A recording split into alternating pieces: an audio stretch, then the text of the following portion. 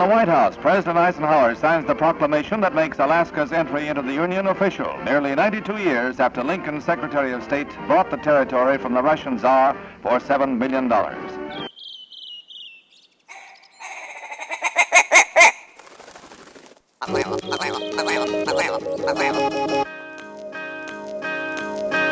Alaska Wild Project podcast is brought to you by the following sponsors. Barney's Sports Chalet, supplying hunters with the best hand-selected gear since 1963. The exclusive home of frontier gear built for the rugged Alaskan terrain. Your one-stop shop for all your outdoor needs. Visit Barney's today at 906 West Northern Lights. Arbor Digital, the forefront of digital assets, cryptocurrencies, and wealth management, providing a low-cost, research-based investment strategy for Alaskans looking to invest their hard-earned money. Visit arborcapital.io today to put your money to work. Tailored Restoration 24-hour emergency home services, helping Alaskans restore their dreams since 1972. Services include fire, water, mold, post-emergency cleaning, repair, and remodeling. Give them a call in Anchorage, Eagle River, Matsu, or Fairbanks. Hit them up at tailoredrestorationalaska.com. Total Truck and Alaska Overlander, Alaska's premier supplier for custom automotive accessories and overlanding products, providing all-inclusive rental vehicles and trailers custom outfitted to explore the Alaskan backcountry with a unique and convenient traveling experience. Serrano's Mexican Grill, 2 locations, one on Tudor, one on Northern Lights. The Northern Lights location has their new tequila bar. Check it out. Also see their daily specials at serranosmexicangrill.com. TheTreehouseAK.com, located at 341 Boniface Parkway, Alaska's own and grown cannabis and CBD store. Ask the bud tender what the strain of the day is to get your 10% off. The Treehouse, where the culture lives. The Connoisseur Lounge, Alaska's premier locally owned and operated cannabis retailer, located in the heart of Palmer, Alaska. Their cultivated products include Snowcap Romance, Aurora Haze, Superglue, and much more. Find them at theconnoisseurlounge.net. AKO Farms, located in Sitka, Alaska, built from the ground up with concentrates as their single motivation, with exclusive products such as their sugar wax, full spectrum diamond sauce carts, and more. Ask your local bud tender about AKO. Marijuana has intoxicating effects and may be habit-forming and addictive. Marijuana impairs concentration, coordination, and judgment. Do not operate a vehicle or machinery under the influence. There are health risks associated with consumption of marijuana. For the use of only by adults 21 and over. Keep out of the reach of children, and marijuana should not be used by women who are pregnant or breastfeeding. The Bait Shack, located on Ship Creek upstream of the bridge. Can't miss the bright red shack. They are the go-to fishing gear rental and guide service on Ship Creek. Tight lines and fish on. Come hook into the action with them. Hit them up at thebaitshackak.com. Snow Pro AK, your snow and ice management company specializing in business and residential properties. They know what it takes to keep your property presentable and safe. Give them a call for a free estimate at 280-7098 or visit lawnproak.com. Double Shovel Cider Company, located off of Arctic and 58th. Handcrafted Alaskan-made colonial ciders. They also have a tap room downtown on the corner of 5th and E. Stop by today and taste an award-winning cider. The Alaska chapter of Backcountry Hunters and Anglers. BHA is the voice of our Alaskan public lands, waters, and wildlife. Their goal is to uphold our hunting and fishing legacy while keeping our public lands wild. Stand up today and join BHA at backcountryhunters.org.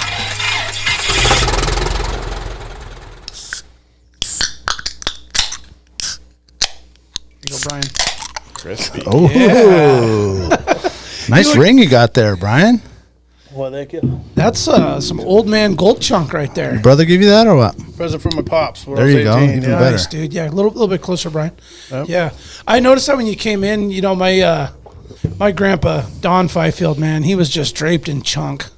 You know, he's a retired electrician from back in the day, World War II vet, and I always appreciated, like, man, he just gold, just chunk, watch, bracelet, 2 rings, necklace.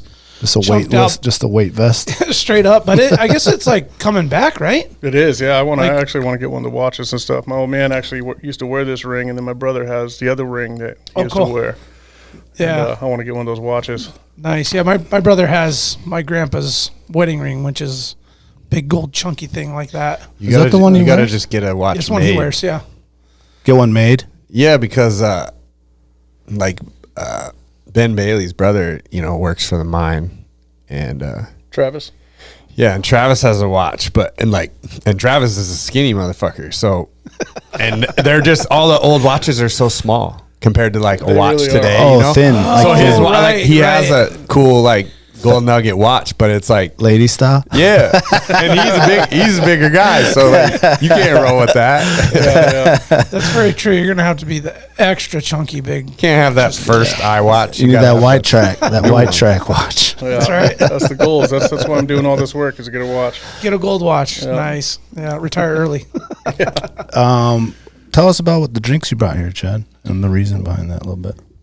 Well, it's sort of a joke. Like my wife and Russ's wife would laugh about it because they thought that Shamrock Shakes were disgusting. So me and Russ would always get them. Like, we'd be excited for them to come out. Like, oh, Shamrock Shakes coming back. And so Russ's anniversary of his accident was yesterday. So I always rock the Shamrock Shakes. Yeah. And some High Lifes. There I you forgot go. the High Lifes, so. You don't put the High Life classy in the move. shake? No, haven't tried that yet. Maybe next year. Customized float. Yeah. Shamrock float. Yeah. Yeah. Right Rest on, in peace to man. Russ, man. Yeah, What a classy good guy. move, man. Classy move. Yeah, man. I knew Russ back in the day. He was a good, excellent soccer goalie. My cousin lived on the same street as he did, grew up there, so I knew Russ since he was like a little kid. Yeah. And then through soccer and all that stuff. And, obviously anyone that grows up here is getting into outdoor stuff. And we got caught up with you guys one time on a winter caribou hunt. Yep. We were in a borrowed work Rhino with bald tires and no winch. In like 20 below. No, but it snowed. We were supposed to pick up we were actually supposed to stop at Matt Chambers' house and we were going to grab a old Bravo fan cooled but In case there was deep snow. it's not, if it does snow, it's not going to snow much. We'll be fine. But driving up there, it was snowing so hard I had to turn my headlights off and just run like a light bar, yellow light bar, because it was like Star Wars light speed. I was just like, yeah. I was just watching it. We just slept in my truck too on the side of the road. And I'd wake up and turn the windshield wipers on so you could see how the truck, just watching it stack up 12 inches. I was like, well, tomorrow's going to get interesting. That's I don't know how well a Bravo would have done, man. Those got basically a belt for a track. Yeah, but About a 1/4-inch paddle. better than a work job site Rhino. Right, with yeah. bald tires. With lawn tires on it. Yeah. I think we were in ATVs too. Yep. You guys were. I think Do we have the four-wheelers. kids there? No. I think it was just all you boys. Yeah. We saw you on the way in. Motorhoming it or And then something. we wound up getting a caribou on our way out. That's right right. after we saw you guys. That's And right. then we saw you guys in the parking lot. I think you guys were camping in a motorhome, maybe. Yeah. Yeah. Was that November? Something like that? Yeah. It was November winter caribou That hunt. can be so hit and miss, man. You can get good weather, hard packed snow, ride in for miles, or Yeah. I think it was October. Yeah. Yeah. The next year I actually fell in that lake, one of those lakes back there. the pond on the left side. Yeah. So we went to cross it, shit. and I was walking back. I was going back. I think I was with my son actually too, and I just broke through all the way to my waist. I was like, oh, there's my day. Yeah, we were. It's like 10 miles. I wasn't down, even too. thinking. We shot that thing, and then it got dark, so we were gutting it under headlamp. And I was like, oh, I'll just go grab the Rhino and try and roll it out here. And Russ was like, bro, we're on a lake right now. And I was like, oh. We are? I was like, well, it's frozen. He's like, yeah, but barely. I don't think, we'll just carry it out back to the Rhino. I was like, all right. Did you guys sleep there? Or did you guys Easily bomb? forget. You guys No. bombed out Yeah, we bombed out. all the way back to Anchorage that night. Super funny story about that trip too is we left from work. We're on the power plant at Eklutna, and we left straight from there. And we were supposed to get off early, and then we had some stuff come up, so we didn't wind up getting off till 5. And we're didn't buy any food, nothing. We're we'll get it on Glen Allen. Get to Glen Allen, and Everything's Glen Allen closed. shuts down 7. Nothing was open. No liquor store. No. I was like, well, there's got to be at least a liquor store so we can at least get something, beers. Nothing. So we turn onto the tote cutoff or whatever, and Russ just like pulls into that lodge right there. Mm-hmm. And he's like, I'm just going to go ask him if they'll sell us a bottle of whiskey. Is that the Gakona Lodge there? Yeah. And we walk in, and it was like old Western, like tumbleweed, like record scratches on the radio. Like, and everyone just like slowly turns around. And we were sitting out in the parking lot for a minute. And I was like, dude, it's like, they can't really do that. And he's like, well, I'm going to try. Like, we don't have anything else. Like, what are we going to do? And I was like, all right. We walk in, and it's like, gets super quiet. And Russ is like, hey, I know this is a weird question, but is it possible that you guys would sell us just a bottle of Jameson? And the guy was like, well, technically we're closed for the season. This is kind of like our last hurrah. So, yeah, I can do that. Wow. He's like, here, just come with me. And they go in the back, and I'm like sitting out there. It's like crickets, like dudes staring at me. Russ going to make it back? And I was like, they're like, what are you guys doing? I was like, oh, I got a caribou tag. So we're headed up to like Chistachina. And he's like, or somewhere up there. He's like, oh, I'm the mailman that runs this whole route. And I was like, oh, you probably know the Ellises then.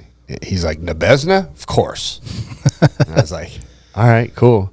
He's like, how long were you guys sitting out there in that truck watching us in here? And I was like, well, you can't really see in here, but we were sitting out there for a while. Why?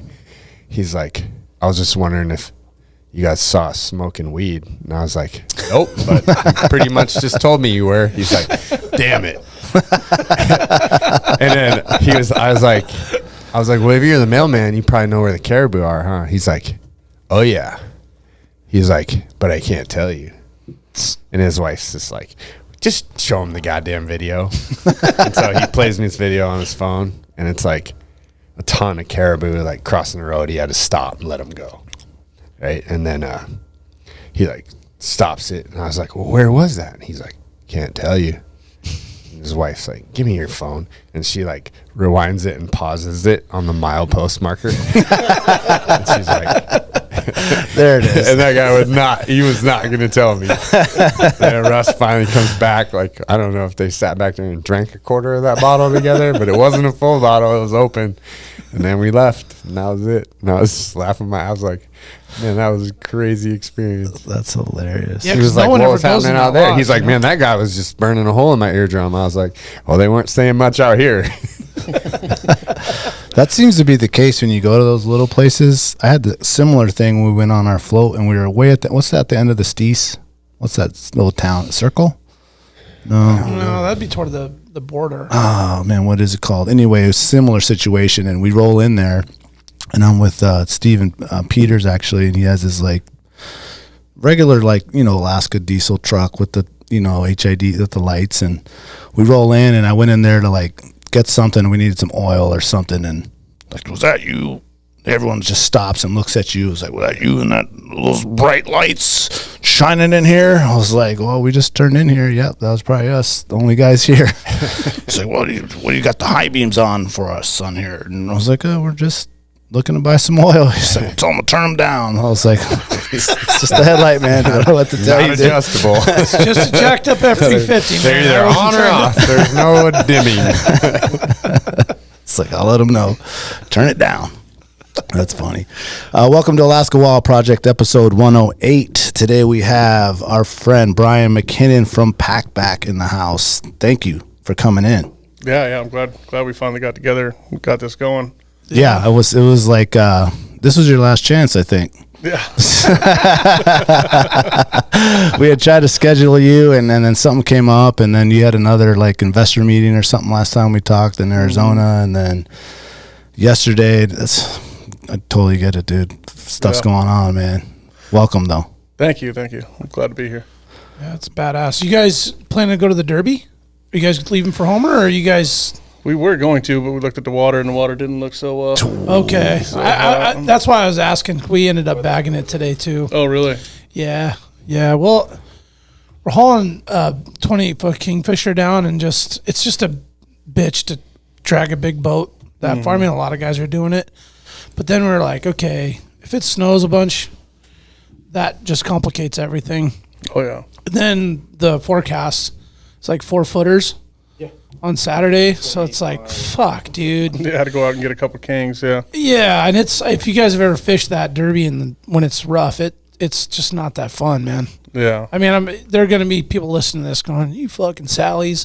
But, you know, last year it got postponed, and we went, you know, from Saturday to Sunday, and it just kind of just jacked up the whole vibe of it. And they did the best they could, but Yeah, I feel bad for the Homer Commerce and all the businesses out there, because I'm sure maybe a good 40% of the people are thinking the same thing we are and kind of bagging it, which is unfortunate. And I know maybe they'll postpone it to Sunday or whatever, but for all the like Anchorage, Wasilla boys that go out that way, it's quite a journey, you know, for one day. Yeah, most of the people I talk to are not going either. They'll park their boats and stuff. They're all ready to rock, but yeah. They should do it where it's like instead of the next day, it's like the next weekend. I don't know if that would help out. And they even moved the date this year. They moved the date back up to like the original date, because last year was, I think, a little later. 2 years it's been in April. Really? Yeah. So it's I think traditionally or historically, whichever one, it's a March fishery. Winter Kings, right? Mm-hmm. April's more springy. I thought that I liked it better in March, but I think maybe I like it better in April. I think the fish are fatter in March. Yeah, well, that's true too. Well, traditionally we always went down like October, November, you know, and it was always hot. Like before we even started going to the Derby, we'd always really go out of anchor and go fish right out there. Yeah. It just seems more like winter derby-ish. Like you get there now, it's really spring and nice, and which is enticing for us. This right now would be wintry though, 'cause, I mean, there's a shit ton of snow. Yeah, but it just seems like the fishing's better, and we used to be better. I told you I got that email. That's what reminded me of it, and I tried to check the date, and then realized that that's the day that all my friends get in town, and I can't go. No, the email they sent out showed Homer like no snow, super nice. Oh, okay. Yeah, it all melted. It was looking great down there. They were stoked for it, but yeah, it looks like a pretty good storm coming. Yeah. Gusts up to 30 on Friday night. Whose boat were you guys going on? What's his name? Zane Millett. Homer Fishing Addiction. Zane Millett, Homer Fishing. You guys were going to go with a guide? Yeah. Oh, nice. Cool. Right on. Yeah, like I said, most of my buddies were like, I'm not going to drag my boat down there to go get a couple kings, and it's just too much now with fuel costs and everything. Yeah, it was a lot. Were you guys going to do kind of promotional deal with the cooler, or? No, we were just going to go get some content and stuff and put it out, but I mean, nothing really major. We didn't really plan it super hot. It was just kind of a last second thing. Yeah. A couple of the buddies that I was going to go with a while ago, they backed out, and just kind of, you know, it's Alaska. It is, you never know. Yeah. And I would say I hate backing out of shit. You know what I mean? Like I'd commit to a trip and go.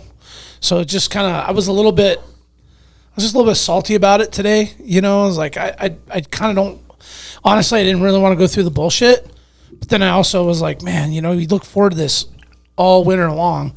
It's kind of like a springboard into your summer adventures. Yeah. You know, it's like Winter King Derby, and then Memorial Weekend comes, and you just, you know, we as Alaskans, we have all these traditional weekends and times that we do stuff. So to back out of it just kind of feels like, you know, selling ourselves short, but it's probably not meant to be this weekend. I feel like, I think it's just what it is, you know? Yeah, I had to call and cancel my hotels and stuff this morning.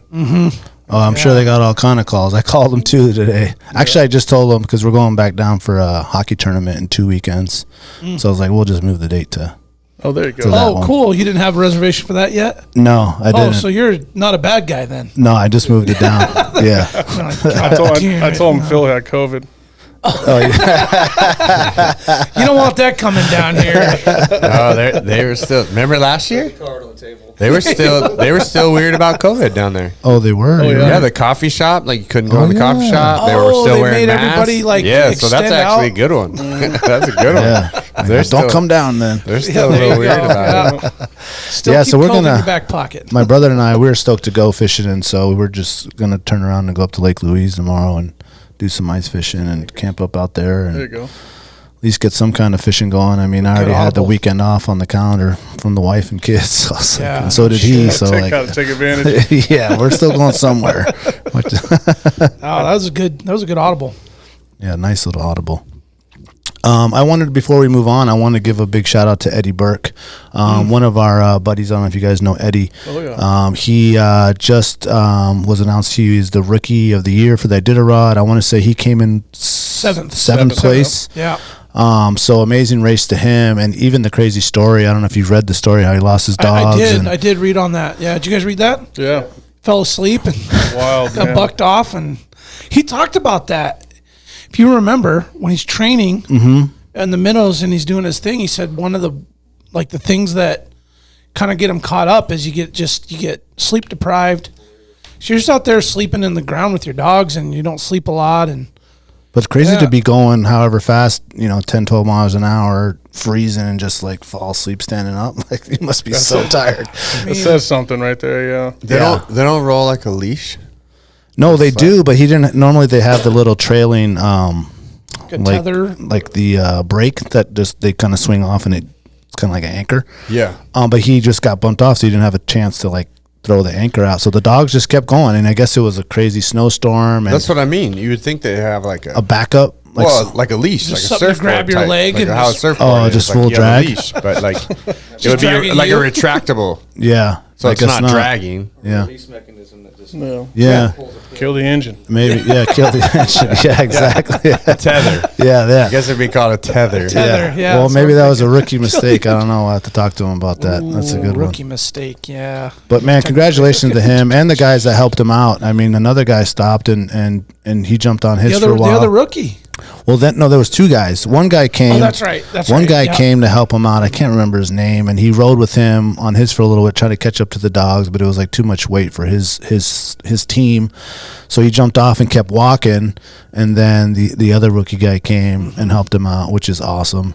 And how scary is that, dude? You are in the middle of fucking nowhere and it's just you can't see anything. It's minus 20 degrees, and you just have nothing, like no communication, no anything. That's really the middle of nowhere. Yeah. I mean, it's one thing to be on I'm on the Iron Dog Trail between Squetna and Rainy Pass or something, where there might be some guys just randomly riding sleds. Yeah, but that's like. Yeah, because it's not like by the Bering Sea. I mean, those guys are gapped pretty far. Yeah, it's not like a sled dog will be by in 20 minutes. It's not like they could be gapped. Yeah, it could be 10 hours, 5 hours, 2 hours. And that visual of just falling off your sled. And oh yeah. Dogs go off. Oh man. Oh, that's gotta feel just awful. Talk about a pit in your stomach, just like he's just barking out the commands, and they're just.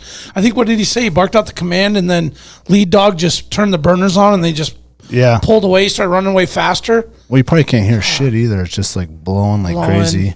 Well, just think for those dogs, like all those dogs want to do is run, and now there's 200 pounds less. They're just like, shit. Turbo's kicked in. It just got easy. Yeah. What's really crazy is that they ran right to the next checkpoint.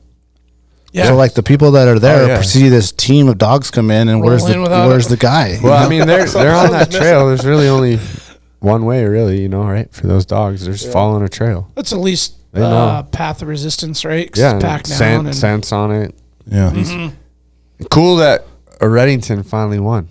How dope is that? Yeah. Yes. Yeah. I mean, the father that I did around, like he won a trophy. That's his grandfather is the trophy. That's really like cool. that, and he's the first one in the family to win it. That's pretty damn cool, man. That is sick. That is cool. Yeah, and I think he came in during the day too, right?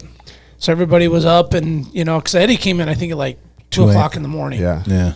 So everybody had to he's coming in. Okay, get up. I don't think it matters, man. Nome's like Vegas. No, it's just rolling. It's just rolling. Yeah, bars are open till 5, closed for like 2 hours. You know how that is. Just to restock. Yeah, I was getting Snapchats and stuff from it, and I was just like, wow, these guys are going. I have a hilarious story about I did a rod in Nome from 2 friends of mine that worked at Humpies with me. Like, they're both from Minnesota, Joe and his wife. And they have a cabin out at Cache Witness, so they're like pretty familiar with dog sledding and all that. So they're into it. So one year they were like, oh, you got to go to Nome for finish the Iditarod. It's like, it's the coolest party and super fun. So they go up there and they have like this like wet t-shirt contest. She sees advertisement for it. And she's like, you know, we've been here for like a day. Like, I haven't seen anyone. Like, I feel like I can win. It's $5,000. Like winning's $5,000. Oh, she's and feeling like, herself. And like an ounce of gold or something. Like, it was a big prize. Yeah. And so she was like, you know, I can get wild. Winning. And so she enters it, and then it's like later that evening, and she shows up, and they like tell her, oh, there's a, you know, here's your t-shirt, and just go in the back and you change and whatever. And she says she walked in the back, and like she was like they literally like flew girls in. She was like, I'm not sure how I'm gonna win this. I'm gonna have to do something real special. But she said that she was like, at that point I was pretty toasted, so I didn't back out. But I was like, nice, we're still gonna do it. She didn't win. Bernard, you know Bernard Powell? Oh yeah. Bernard Powell one year there put a like a wig on and some ski goggles and stuff and won the nicest ass competition. Awesome. That's awesome. He's got a pretty funny video of it. Try to get it from him. I think Bernard is everywhere all the time. Oh yeah. I see this no matter where. I could be in Seattle. I'll run into Bernard. Vegas, you run into Bernard. You be at the randomest like It's poker house. You run into works Bernard. like that with Alaskans though. Yeah. Yeah. Like I feel like you can be anywhere, like some remote trip, and you'll just be like, somebody from Alaska will just roll in. Always, yeah. Airports, I run into people constantly. Yeah. They're like, Brian, I'm like, I'm in Minnesota right now. How are you here? Yeah, that's funny. That happened to us when we were in Hawaii too. We're at a random beach, not many people there, and we just happened to pull up and park and walk by, and this guy's like, "You from Alaska?" I was like, "Yeah." He's like, "I could tell." I was like, "Oh, it's like, y'all are pretty pale. We're all whiter than everyone else around here." To that Howie episode. Exactly. Oh, that's funny. Let's get into a little bit of you, Brian. Just give us a little bit of your Alaska history and growing up here and what kind of stuff you were getting into before you got into the PacBak game. Born and raised here. Tried to leave a couple times. Always came back and loved the place. Really getting a little sick of the winters, but love the summers here. Can't trade them for anything. Grew up on the river. Our pops took us fishing pretty much every single weekend. We were big in the airboats and stuff like that, and just kind of a way of life. Didn't look at it as a job for a while until started my first company, which is Agnuna Technologies, which is based around a safer industrial fueling system, and ended up getting a lot of attention with that, but couldn't find any investment here. It was really kind of a terrible place to try to get investment. The entrepreneurial support system back then wasn't too hot. It's doing a lot better now, but while doing that one, ended up building a all aluminum jet ski just because I wanted one, and ended up having the guys from the National Guard come in to talk to me about the fuel nozzle, and they looked at the boat and was just like, "What is this?" So I ended up calling my investors and my mentors and said, "Hey, I think I accidentally started a company," and that kind of went gangbusters for a little bit, and then it ended up ending a little sour, and then I kind of went back to work, trucked for a long time and stuff, got into trucking for a little bit, and then had a pretty heavy string of deaths between the friends group and stuff, and I was starting this company right after Alumaski with Dan McGrew, and he ended up passing away at my house, and then a couple more followed, and Adrien Murfitt kind of snuck me out of Alaska to Vegas, and to kind of get away with everything. I wasn't doing so hot mentally, and the country concert happened. Yeah. So that flipped me a little bit upside down. Obviously, you can tell, but it kind of took my life over and stuff. Ended up losing everything and homeless for a little bit. Tried to go away and ended up not working. So I kind of promised my family stuff would come back. Yeah.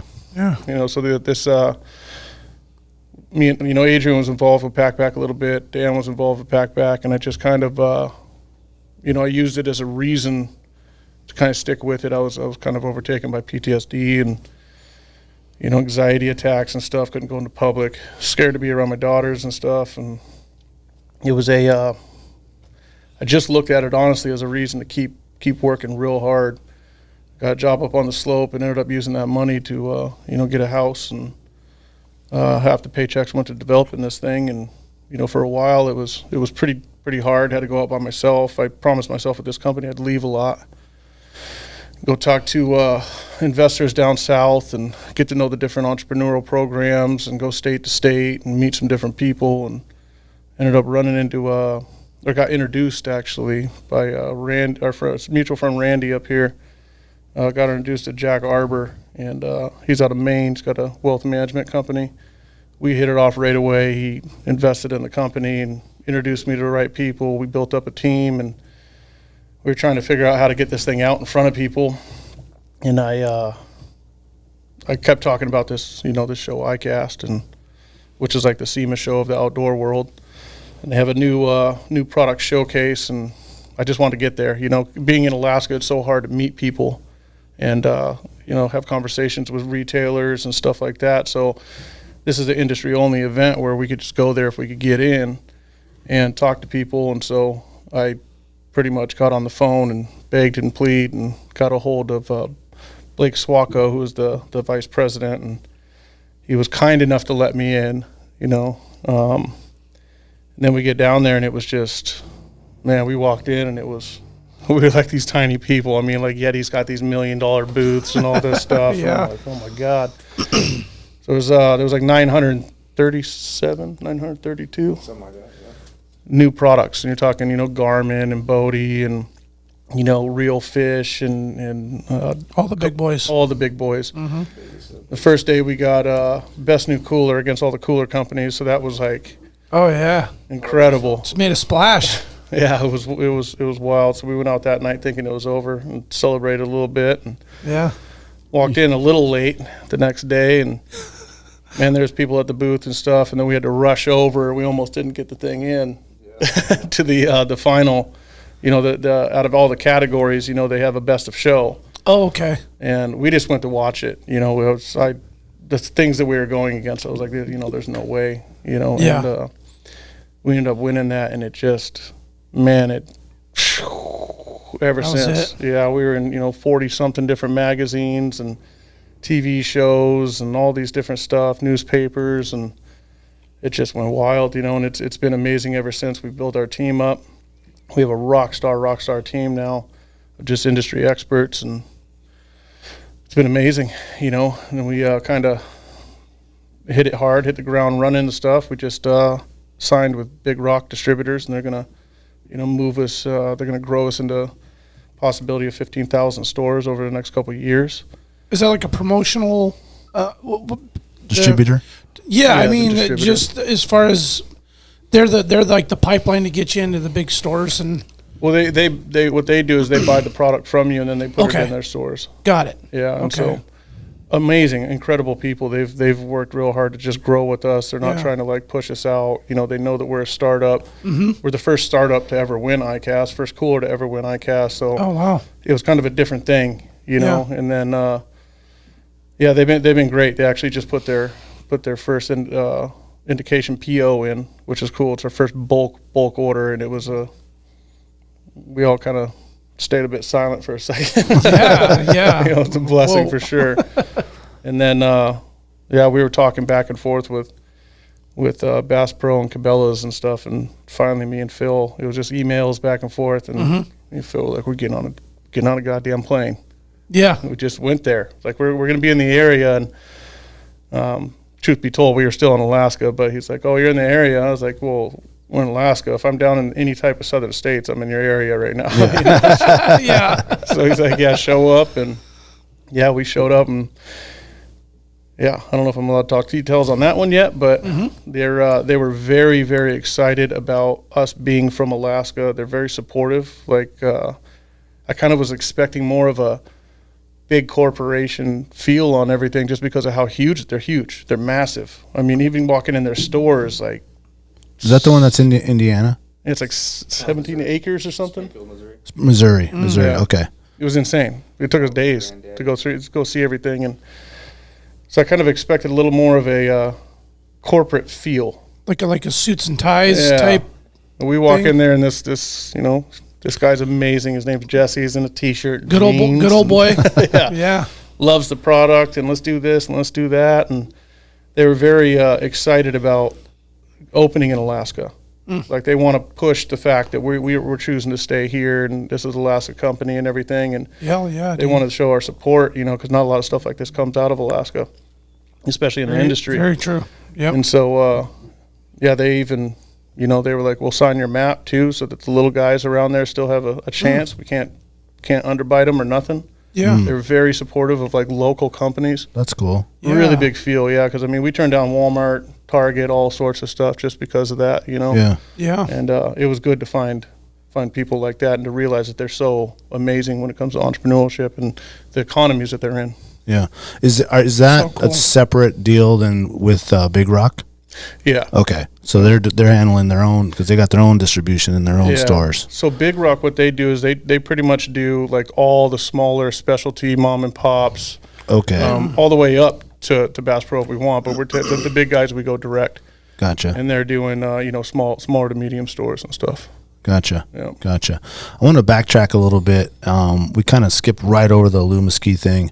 I know that Joe Peters has one. I know a couple other dudes that have one, and they talked them up all the time. Did Joe have the first one He was that you one of the actually First one, sold? yeah. Him and Yeah. Casey Shade, rest in peace. Yeah. Yep. Yeah. So Casey had one what too.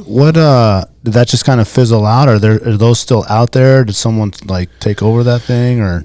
That was it was kind of a sour story with that. Again, I was going through a string of deaths. So Pulled it up on YouTube too. There you got video of Joe's setup and everything. But keep going, Brian. I didn't mean to interrupt you there. Oh, you're good. I wasn't doing so hot back then, and I thought I had a pretty solid team behind me, and two of the guys that I really trusted the most kind of took advantage of me and pushed me out and stuff like that, to say it in a very kind way, which sucks, but I still own a tiny bit of the company, but they're not doing so hot really from last I heard. They went away from kind of the personal aspect of it and went more towards response. Okay. They're doing good for a while, but in my personal opinion, they just didn't have the right team. So it kind of tapered off. Getting engines and stuff was really hard. None of the factories really would supply direct engines and stuff, so they had to. We had to get them from buying entire jet skis and kind of gutting them and stuff right off the block. And when you got high demand and stuff, you're looking at 20, 30 jet skis. It's kind of hard to put together because those things are allocated per year. Yeah. Yeah. So I know that was a really rough situation for them, but the mini boats probably started taking over engines and whatnot. Yeah, so when only I built so the many. first one, it was the same time that a guy in New Zealand named Neil was building the first side-by-side Mini jets. Mini jets. And so back then there was no parts, and we kind of bumped back and forth on each other a couple times, and I showed him the steering that I did, and he showed me where to put the pump and stuff like that, and I was just going to build it because I wanted one at first. Yeah. And It's way cool. mine was a little unique, so I kept it a little more secret. He put those videos out, and man, those things blew up. They just blew up and stuff, and the kits. Yeah, now there's the kits. You can just Yeah. order it and do the welding yourself. It's like pretty. That was a big thing where we didn't see eye to eye. Is I wanted to do the kits, but they were so they were worried about the image of the product, how it would come out if someone did it in their garage, and it's like, well, who cares? Yeah. Yeah. So those kits started coming out for the skis and stuff, Jetstream, and man, they just killed it. Killing it. They killed it, and they're still killing it. I think they sold more. Yeah. Oh, that industry's blowing up. Oh yeah, when they first started like really catching ground, they sold more kits than any boats combined. Wow. It's crazy. Was that the same deal with the jet ski? You had to buy like a full Kawasaki pull the engine and jet out of it, and then Yeah. Okay. Yeah, there wasn't really anything. There's a lot of stuff out now. There's pumps. There's all sorts of stuff you can buy now. Grates, stomp grates, and steering systems, and suspension seats, and it's been really fun to watch. You know, from the background, watching the industry just explode. I mean, it's been really, really cool. You know, at least just knowing I had something to do with it. Well, and I mean to flip a positive spin on it, badass, unique, cool idea that you were the groundwork for it, right? But experience for you as an entrepreneur and building something with your name on it, with your footprint, your stamp, whatever you want to call it. I know, unfortunately, it didn't maybe work out the right way, but you fast forward to now, you know, you learned a lot from that experience. I'm thankful. I mean, I tell my dad this all the time. If I would have taken one step to the left at any time in my life, I wouldn't be right here. Yeah. You know, so I have no hard feelings towards any of the people, you know. Good for you, Brian. Like, Good for you. I think they're great. They gave it a solid try, and, you know, my non-compete's up, so. Yeah, there you go. I'm going to build them again. Nice. And they know that. Good for you. You know, so with my connections now, it's going to go a lot further. You know, we're in the military and everything now. We're getting in all the AFE's stores on base. We have crazy connections through what we're doing right now, so. Yeah. Shit just comes full happens. circle. Yeah, it does, That's man. right. You That's just right. stay the course, you know, and I'm come back thankful. around. I mean, I owe a couple of those guys a big long hug. Thank you. You know, if you wouldn't have screwed me over, I wouldn't have done this. Wow. You know, so it's just kind of like. I think a lot of people can say it like that, right? You know, or put that perspective on it. So that's that's awesome. Yeah. Well, I think all the people who move on, pivot, and succeed always can say it like that. The people who can't say it like that, they don't move on. They don't grow from it. They're sitting on the sidelines. Those are the people who still say lose, you know? Yeah, yeah. You know, like you hear me say that all the time, win or learn, win or learn. Like you don't win or lose. Like you don't lose. Yeah. You never lose. It's an experience. Yeah, exactly. And that's what you gain got out of something it. from it. You learn lessons big lessons out of it. The hard way.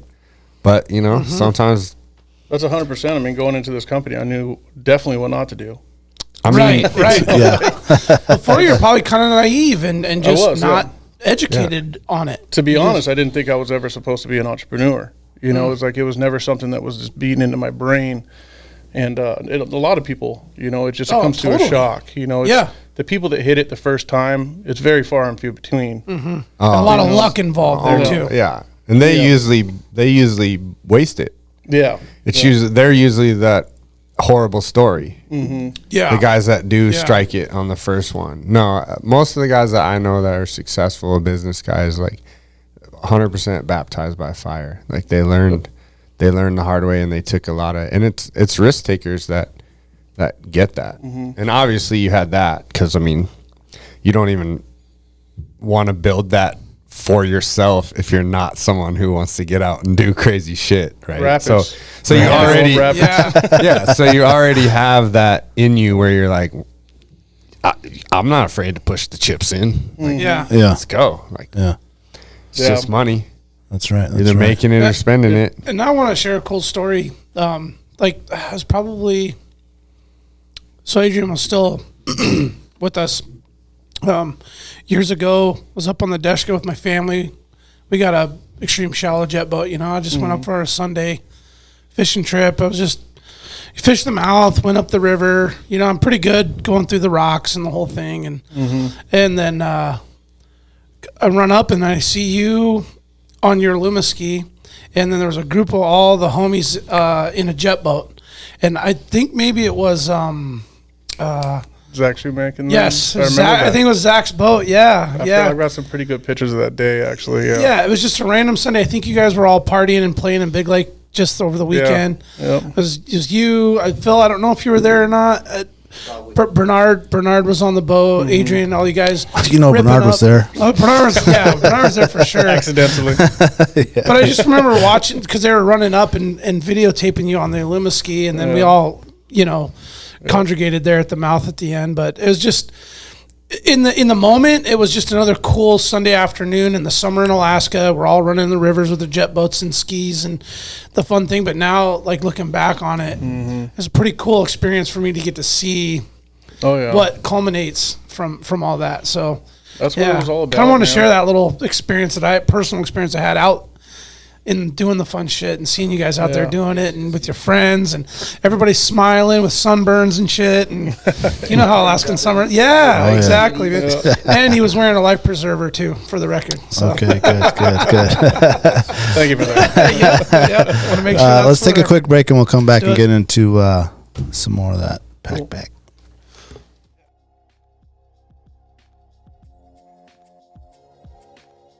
Barney Sports Chalet, supplying hunters with the best hand-selected gear since 1963. Barney specializes in supplying hunters with the absolute best Alaskan-proven gear on the market for some of nature's most rugged and demanding terrain. Whether you're headed to the remote volcanic islands of the Alaska Peninsula in search of a brown bear, or the shale-infested glacial valleys of the Brooks Range for Dall sheep, it is critical you choose the right gear for your dream hunt. Don't miss Barney's exclusive brand, Frontier Gear of Alaska, tested from the high mountains of Tajikistan to the extreme conditions of Alaska. These products were designed for high performance and durability. Frontier Gear was derived from decades of experience hunting big game in Alaska. Paired with other top brands, it provides you the absolute best gear selection anywhere in the world. Stop in at Barney Sports Chalet in Anchorage on Northern Lights or check out their custom website and reference tool at barneysports.com. The Alaska chapter of Backcountry Hunters and Anglers. BHA is the voice of our Alaska public lands, waters, and wildlife. From national level policy work to engagement with boots on the ground projects from Kotzebue to Ketchikan, BHA performs public land cleanups, hunting and fishing clinics, and community education to help take your game to the next level.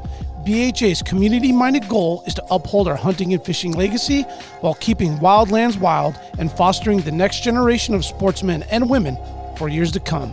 Make sure to follow BHA Alaska for upcoming events, local brewery pint nights, and more. Stand up for Alaska public lands and waters by supporting the Alaska chapter of Backcountry Hunters and Anglers. Join us today at backcountryhunters.org. The Treehouse AK, your one-stop dispensary located at 341 Boniface Parkway. Be sure to ask the bud tender about their deal of the day, because honestly, there's always something good on deck. And guys, listen, this is where the culture lives. At the Treehouse, their dedication to servicing consumers has been developed through a lifetime of involvement in the cannabis culture. They're committed to providing the highest quality products at whatever value your budget affords, while always maintaining the deep-rooted principles that have carried them this far. Their focus is on relationships over transactions, and you can always depend on them to treat you with the respect you deserve. Hit them up at thetreehouseak.com, and remember, you must be 21 years of age to enter their store. Total Truck and Alaska Overlander, Alaska's premier supplier for custom automotive accessories and overlanding products, providing all-inclusive rental vehicles and trailers custom outfitted to explore the Alaskan backcountry with a unique and convenient traveling experience. At Total Truck, you can find brands such as ARE, RSI Smart Caps, Goose Gear, iCamper, Front Runner, Rigid Lights, Rhino Linings bed liners, and everything you need to outfit your truck or SUV.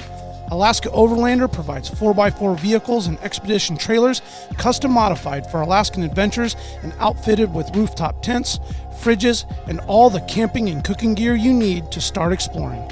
Visit them at alaskaoverlander.com. Yeah, Shoe makes come up, man. He's got the big Osprey salt boat now, and I know it was like 5, 6, maybe 7 years ago, him and Bernard went out to bottom of Montague and caught some big halibut, and he was running a jet boat then, and now you see him pulling into port with like he's got a 30-foot Osprey or something. Yeah, him and Kinger went down. I believe got that in Florida or something. Oh, for a crazy deal. They're like partners on the boat type thing.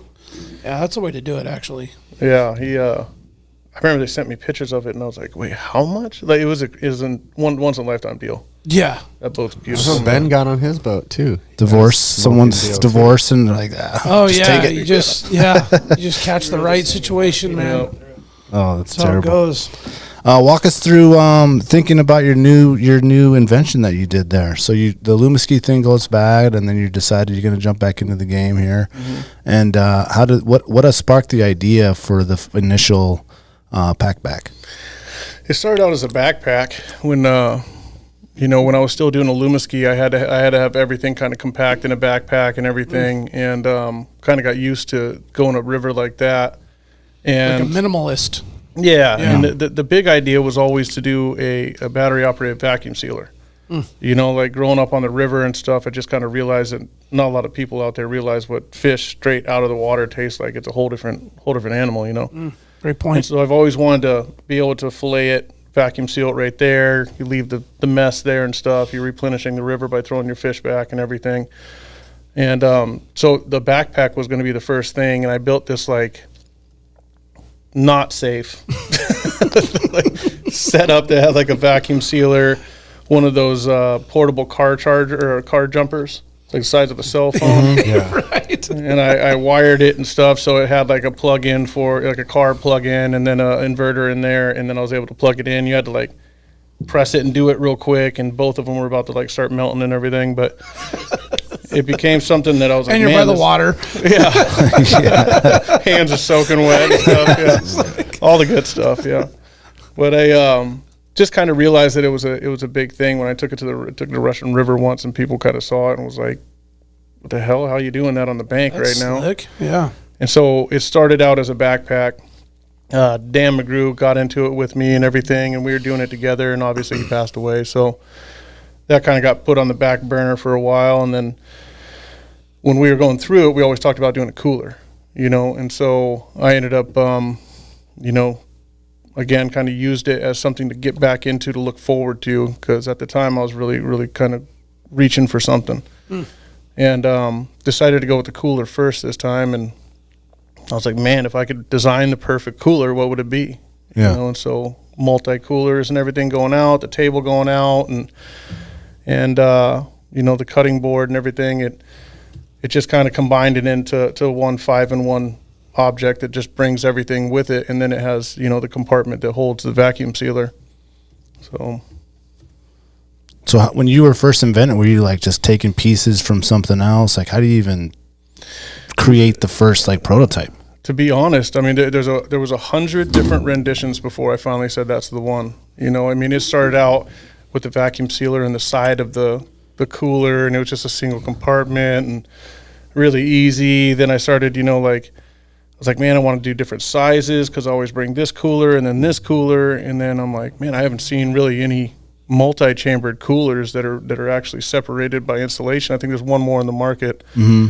Yeah, and, but they're not very common at all. Yeah, they're just a slide-in divider, right? Yeah, most of them. Yep. Yeah, mm-hmm. Yeah, which sucks. And so I just we started on that direction, and then it was like, well, this is going to be used for filleting. They have the door and everything like that. I can put a table on top, and it can hook to the side type thing, and then. I had like a flap on top of there's like a full door on top of the sealer compartment, and I was kind of like, well, damn, I could put a cutting board in there and even have it so it can slide out when the whole thing's down and everything's accessible. And it just over time, again, I wasn't like trying to rush to market at the time, especially back then. It was, no one was going to invest in me. No one was going to do stuff. I was doing it as the money came in. And when it finally hit and I started telling people, it was actually COVID. When COVID hit, I had it in CAD, and I talked to some people, and they had that little situation where all the vaccines came into Alaska. They wanted to give it to the villages first, and they had no way to get it there. And this person ended up knew that I was doing this cooler, and she ended up calling me. I was like, "What's going on with that cooler?" I tried to get them to front load it and stuff, but they couldn't do that. But that's when it kind of was like, okay, now I got something in this cooler, and it started growing when the medical industry started looking at it. And, I told them it was going to be roto molded, and they're hand polished before they're put in the boxes and everything. It's the highest quality you can do, and very easy to sterilize. And once the medical industry kind of started looking at it, they started getting heavy on the sealer again, the whole concept of the thing. It's like a mobile administration site, and then with the sealer, they can bag all the used syringes and gauze pads and all that stuff and vacuum seal it, and it's no longer a biohazard for transport. So Slick. yeah, then we got into response and stuff. We're talking to different response companies with the government right now and trying to work our way into there of having a response cooler. And I got the new cooler designed, and Yeah, it's we're even better watching than this this one. on YouTube Yeah. right here. At what point do you decide you really like the model that you're at right now, and then you decide, well, I need to like patent this or trademark this, and walk us through what that deal is? Because I know a lot of people that have a great idea that seems to be a big obstacle. Daunting. That's the scary part. There's so much thought that has to go into it, and it's not understood by a lot of people. That's where I help a lot of people, honestly. That's like their main question is, I got this idea. Yeah. Where do I go from there? Yeah, 90% of the time, someone else has too. Even if Yeah. you don't see it on the shelves and stuff, it could have been patented and it got shelved, but that's not bad. Because like if they do have a patent, they never did anything with it, you can contact those people and say, how much for the patent? Now you got a patent. But the scary part is I think it was a couple of years. I mean, it was like years that it took to get this patent, and a lot of money. And so it's a very expensive process. And how they do it is, one, they're going to do a search, and they look at different patents that are out there, different claims, and if it eliminates you all the way, it does. No But red it's- flags, and then now your Yeah, idea and you goes have out to- the window. You have to kind of go down and how risky it is too, because you can always kind of patent something, but it's like little fine details of that. Like we have our table and stuff. It's a separate patent, separate claim. Oh, Okay. oh And wow. so Yeah, how broad is your patent on this? Is it it's pretty broad. any cooler with a vacuum sealer? Yeah. It's pretty broad. And then we separated them. They're patent pending separate right now, the sealer and the cooler separate. And then we went patent pending on the new one right now, which is, I can't wait to start being able to show it. But Yeah. the first thing you have to realize is you have to go in, you have to look at the patents that are already out and the claims that are already out, and see how hard it is to fight. Is it worth to patent it? And you also have to sit there and go, okay, well, how big is my market? If it's a very specified product or like a tool for a certain thing, it's almost not worth it. The money and time you're going to spend on patenting the product, it's almost not worth it. And Yeah. it's how much is it going to take to develop too? Like, do you have $250,000? Probably not. Right. So Yeah. can you find $250,000 in, a couple months? No, probably not. So the easiest way to do it is to look at it. If you have a bold patent in it, you have a huge market, and it's a very in-demand thing, go for it. Spend the money, have the fun, do all that stuff. It's worth the risk. It's worth the risk, and especially if you have a patent in the end, and there's other huge companies that are making similar products, you can go license it to them. Gotcha. But if it's a very special product and there's another big company that's making similar products, and they kind of make like oil field tools that only oil rig guys are gonna buy, it's easier just to do a provisional patent, which you can get them done for $1,000, and your patent pending for 365 days, and you can go out and license that. You're not going to get the big bucks. You'll get probably 3% tops if it's a really good deal. But if you have a patent, you have a prototype, you have molds and stuff like that, you start ticking up. You're upwards of 10% royalties and stuff with a nice kicker up front for, so they can have the exclusive on it and whatnot. But it matters. It matters kind of on the product. There's a lot of thought that goes into it. Yeah. So sometimes it's just not worth it. Sometimes speed to market is your power. Gotcha. Yeah. Gotcha. You said you mentioned something. You said it had it in CAD. CAD. CAD. What does that mean?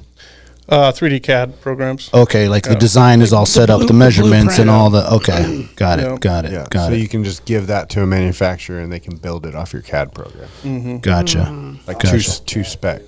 You taught yourself CAD. Yeah, I taught myself CAD and everything. This one, I Oh, so started. you were doing- actually messing around on your own laptop, like Yeah, blueprinting it out yourself. Well, I hired people this time after a while Yeah. when I realized it was kind of going to go somewhere and stuff. But like Yep. my fueling system and everything, I designed that myself. And like we have different Alumaskis stuff that I designed and stuff. And I didn't get huge into it.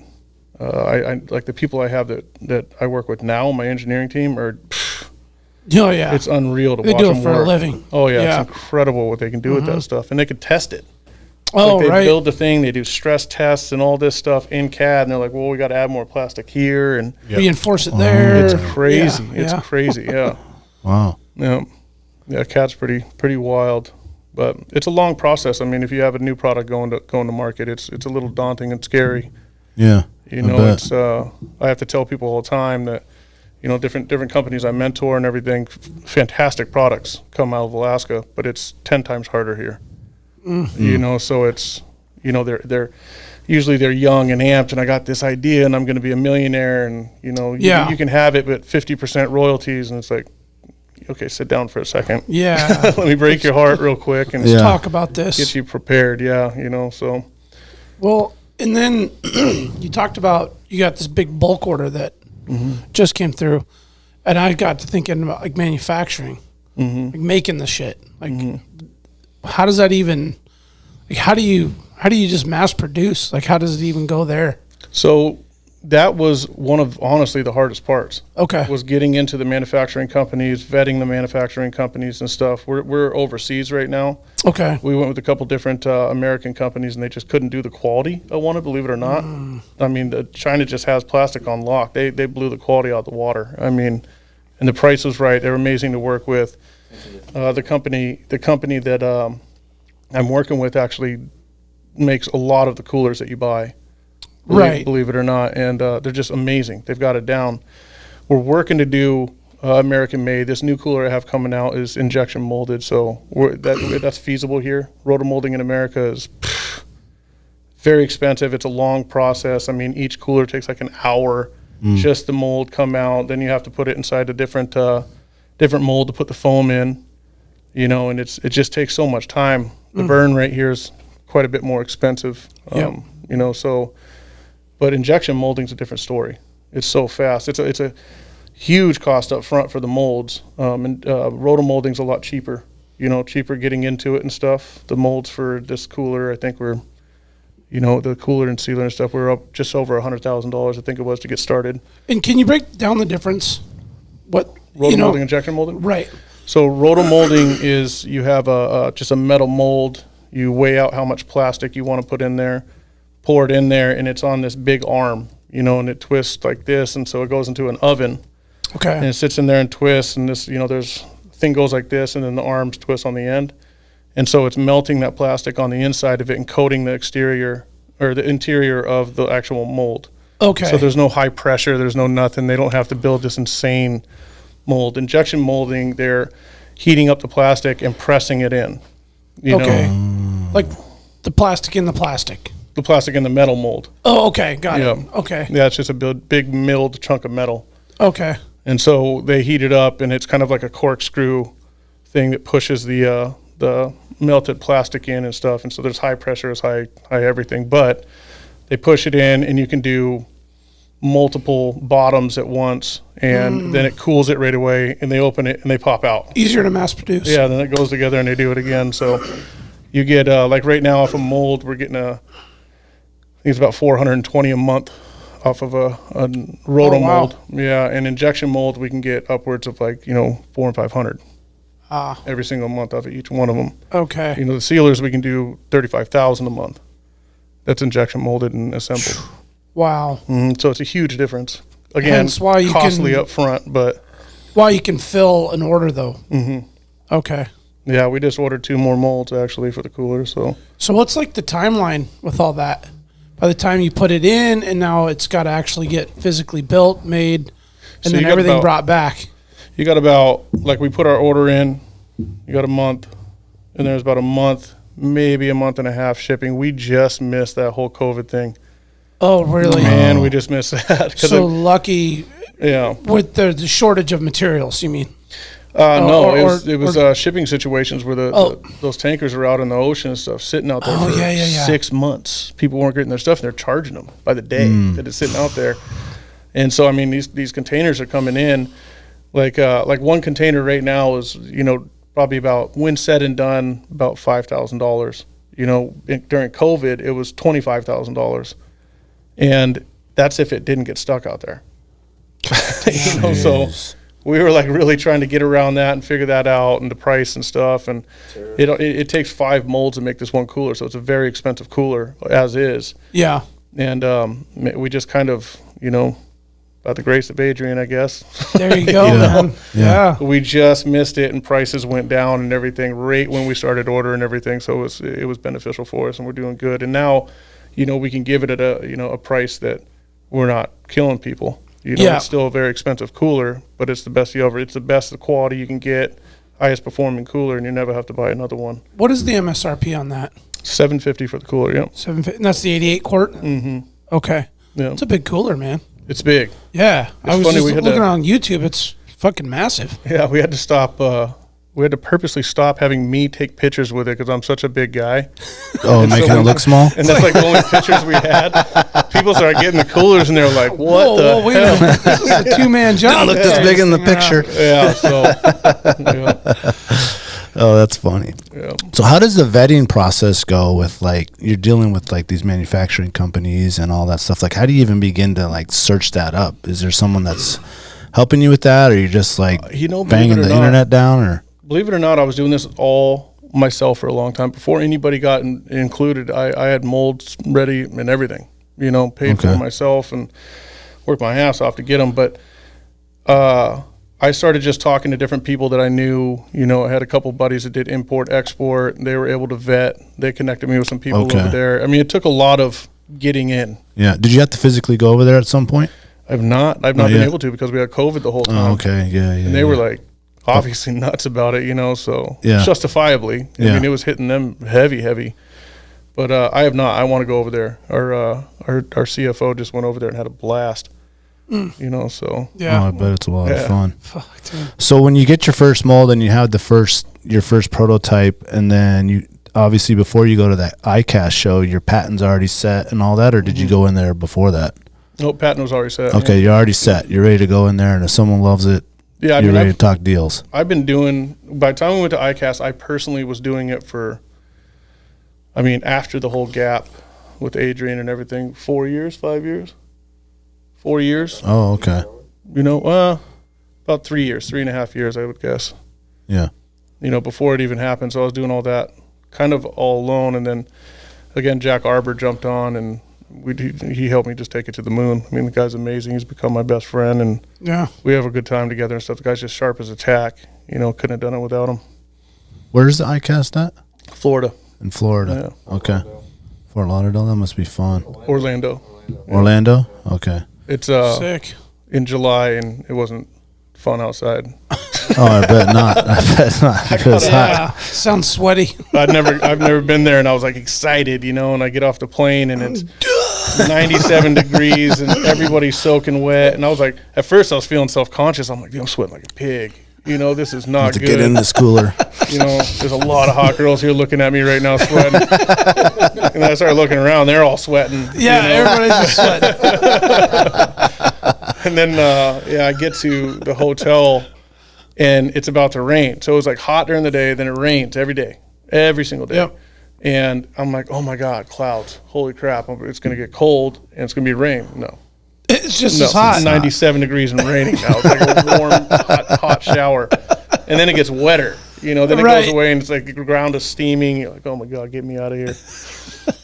It must have been so intimidating, like you did mention earlier when you first walked into the ICast, because you go to some of these big events, even if, like, SCI, National, or some of these other shows that are doing that, and there's multi-million-dollar companies with their setups. We were just talking with Kevin the other day about his setup just for his store that he does in SCI, and the process it is, and how much money it is, and all the shipping. And you go there, and these dudes have the most elaborate, like, setup. Oh, it's insane. And you guys are just some Alaska boys coming in with, little 10 by 10 booth back by the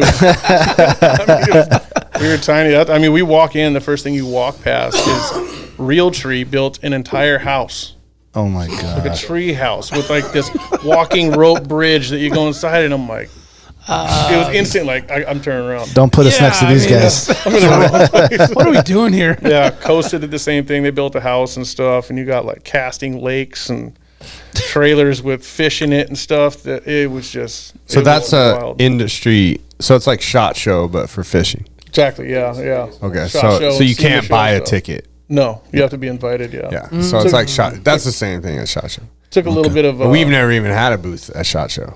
Really? Like we just if you're small, you just get a nice hotel room and then you just like bring people back there to show them your product because Okay. you're not. Yeah, it's ridiculous. Yeah. How do you compete with that?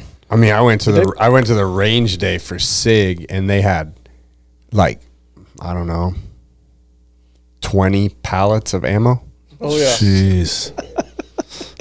And then you could just like shoot. I mean, we were on Ron got us passes, so we were on the military stuff, so we could go shoot just like full auto and just like dump magazines. Yeah. Like, Endless ammo. at the most ridiculous range I've ever been to, they had like 15,000 yard bunkhouses. Like it was insane. And wild, man. the stuff they build just in the show, like Yep. they got to be there a week before.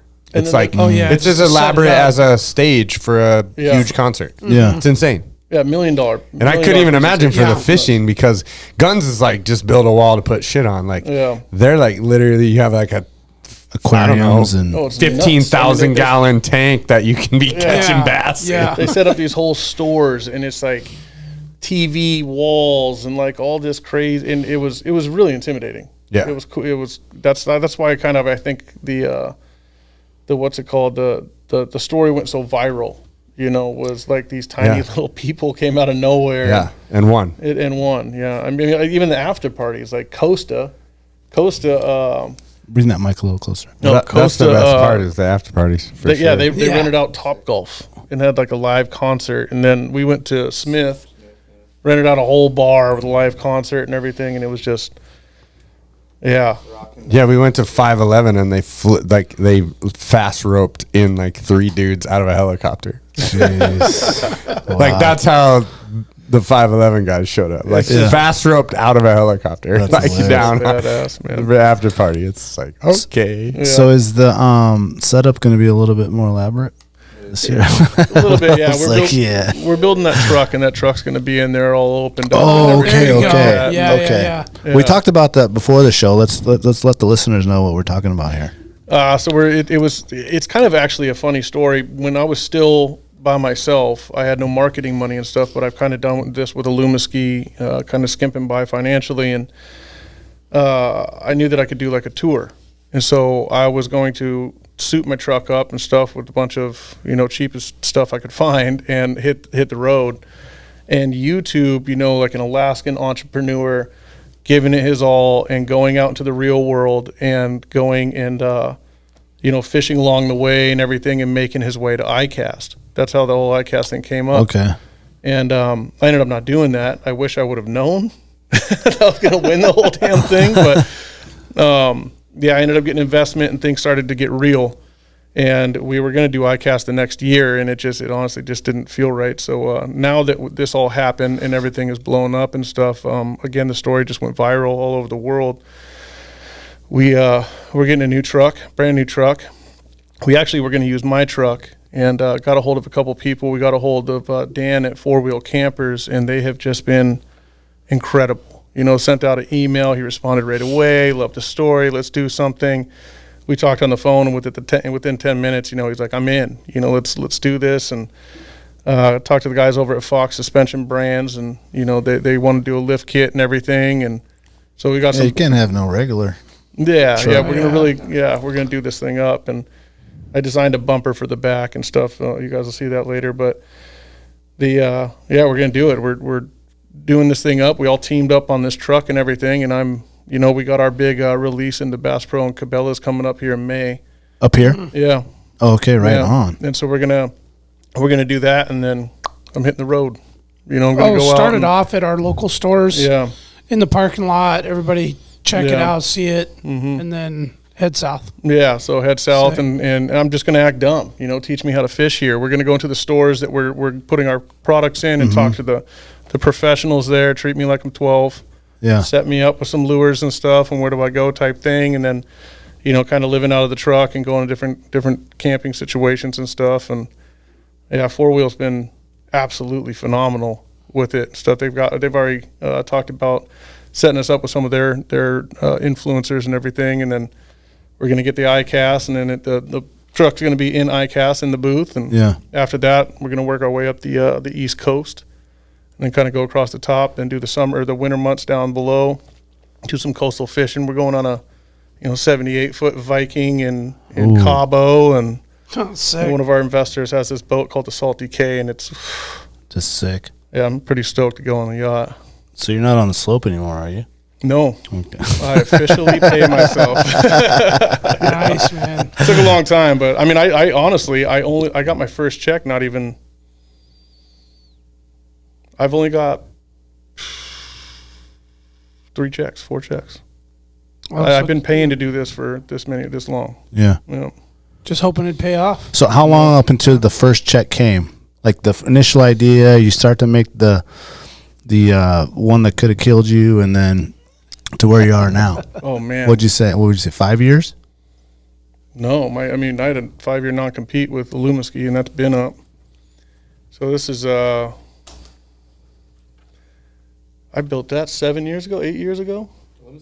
No, the first battery operated vacuum sealer. 5-6 years ago. Yeah, it's a while ago, 7-8 years ago, I think. Yeah, I still have it. Yeah.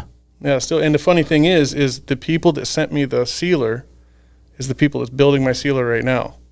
So it's kind of cool that we have that from years ago and stuff. Yeah, that's awesome. But yeah, it's been years. Yeah.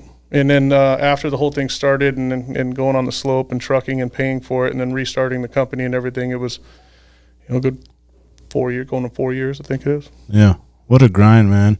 I'm sure there was ups and downs and times you're like, I don't know, is this going to pan out? Yeah. And I can't tell you how many times I would just, my dad talks about this all the time. It's funny. He, the house that I ended up building, there's another house next to it. And so he lives on the same property as me on Finger Lake over there. And I used to go over there and just with situations where I was like, it's done.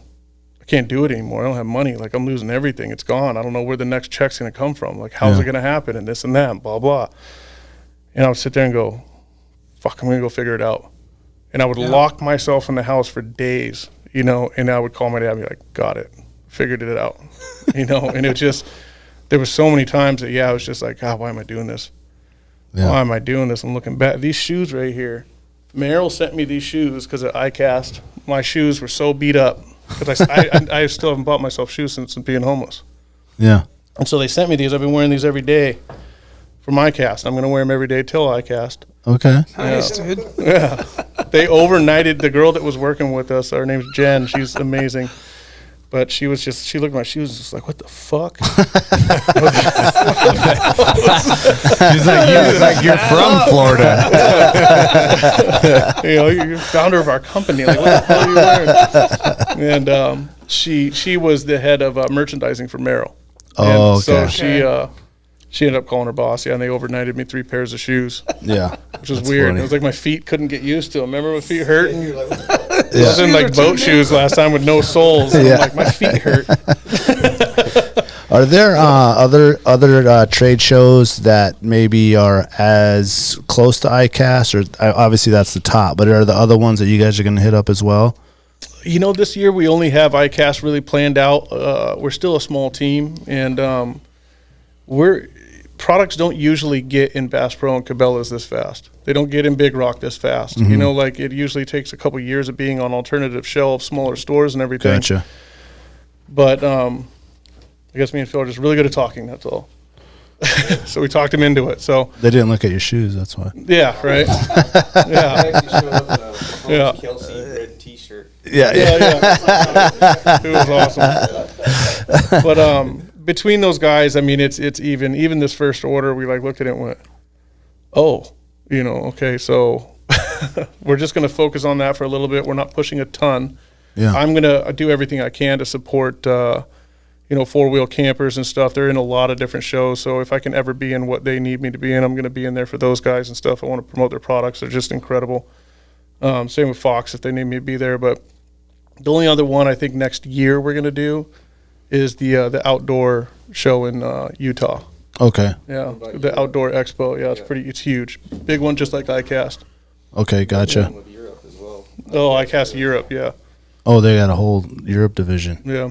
That makes sense. Supposed to go to Mongolia in October, fish taming. Yeah. Oh, really? With the president of ICast We met Europe. with ICast. Oh, right on. Nice. Unbelievable guy, man. Super cool guy. Yeah. Yeah. That's right on. Let's take another quick break and we'll be right back.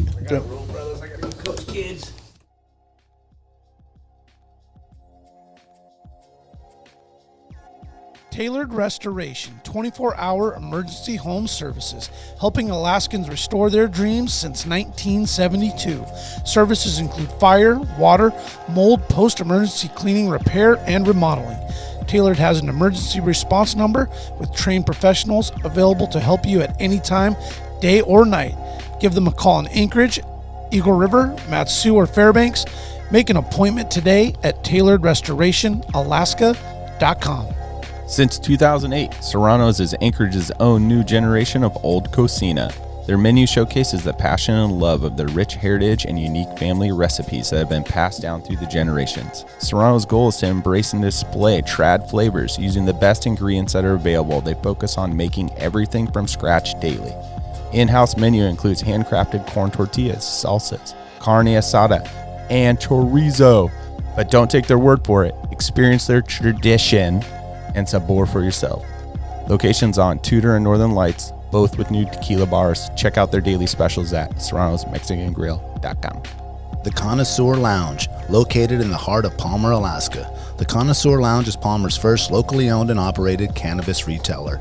Their beautiful store is located at 226 Evergreen Avenue. The Connoisseur Lounge has exclusive cannabis products such as Snowcap Romance, Aurora Haze, Super Glue, and one of our favorites, Sugar Cookies. And if you're not into the flower, the Connoisseur can hook you up with edibles, vape supplies, and a ton of CBD options for all your health and inflammation needs. Check out their daily deals at theconnoisseurlounge.net, or even better, stop by the lounge today. Remember, you must be 21 years of age to enter their store. And he got stuck, and he had the biggest... riding snow machines? Yeah. Oh, he's pretty good at getting stuck. Dude, so it was like Zach Shoemaker was there, and like it was a bunch of us, but I was like, Ben, like, I think we're missing your buddy. And like we're up at like Mint Glacier at this point, like way the fuck up. We're coming down and riding out, and we like 3 people rode past him because he got stuck, and he had been digging for so long that he was like stuck, dug, and just kept. So he was like standing up was below snow level. Oh my god! So he was like, and by the time Ben and I rolled up, because I was like, dude, I think I see him, and turned around. I chased Ben down, and we come back, and he had built this ramp. I mean, it was like a runway to get out of the hole he had created. And we like he was like, by that time he was like shirt off, shoveling, just sweating. He was like, he probably been there an hour and a half. That's crazy. That's one thing about Bernard is you will not outwork him. Like once he gets going, it's just like, man. That's why we go to his cabin, and he knows now that I've done enough there that like he's always running. Hey, let's build this on the cabin. Let's like insulate the whole entire bottom of the cabin. And I'm like, nope. Nope, that's not why I came out here to relax. Everybody else too. Long weekend for me, bro. Next thing you know, then the weekend's over, and I'm drunk and had a great time, and the rest of the people are like lost weight and. Man, he's got half the remodel built over here on the side. Yeah. I think he left the Bailey's cabin at Petersville one time, and I think maybe had a girl with him. I wasn't there. Sounds about right. But they were bring a rando. Ben was just telling me the story about it. He's like, "Fucking Bernard again." I was like, "What?" He's like, "I think he left with like a girl and like ran up. Like, I think they were gonna go to the Forks? Roadhouse, yeah, and."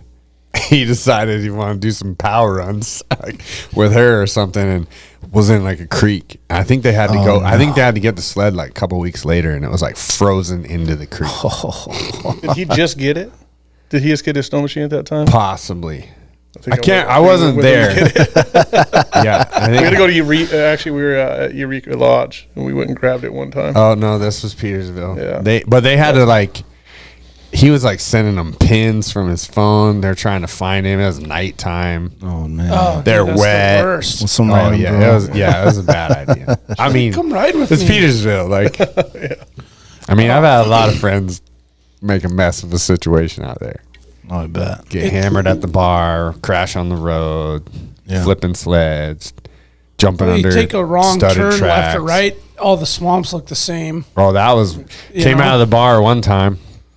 Buddy jumps on a sled. We're heading back to the cabin. He goes, wrong trail. Ben's chasing him down, and he's looking back like, "Oh, we're fucking racing." Ben's just trying to flag him down, and so he's like looking back like, like just taking off into 6 miles. Finally gets to him, and it's like, "Dude, wrong way." "Oh, you were trying to flag me down." Yeah, for 6 miles. Like, we couldn't even hear him. Now we're really We're lost. still at the roadhouse. Like, I was like, I haven't heard him in a while. I need to listen for a loud sled to see if someone's stuck. Oh, just That's funny. Beeville. That's funny. Brian, I got a question about the big dogs out there in the industry that you're in. You know, there's obviously a lot of big other cooler companies, you know, Yeti, Coleman, Arctic, all these other ones. Mm-hmm. Do those guys like try to come once you like obviously you blow up and you win the show? Are they trying to come in and like buy you out quickly right away, or are they trying to partner with you, or is there some haterism there? I'm just curious how that goes down. Are they like congratulatory or? We had one company actually approach us before we won, and we were just like, no, you know, but it was kind of bigger companies that were coming after us and stuff. The cooler companies didn't. I will say though that the industry is like, when I was in the boat industry, it was a little cutthroat. Mm-hmm.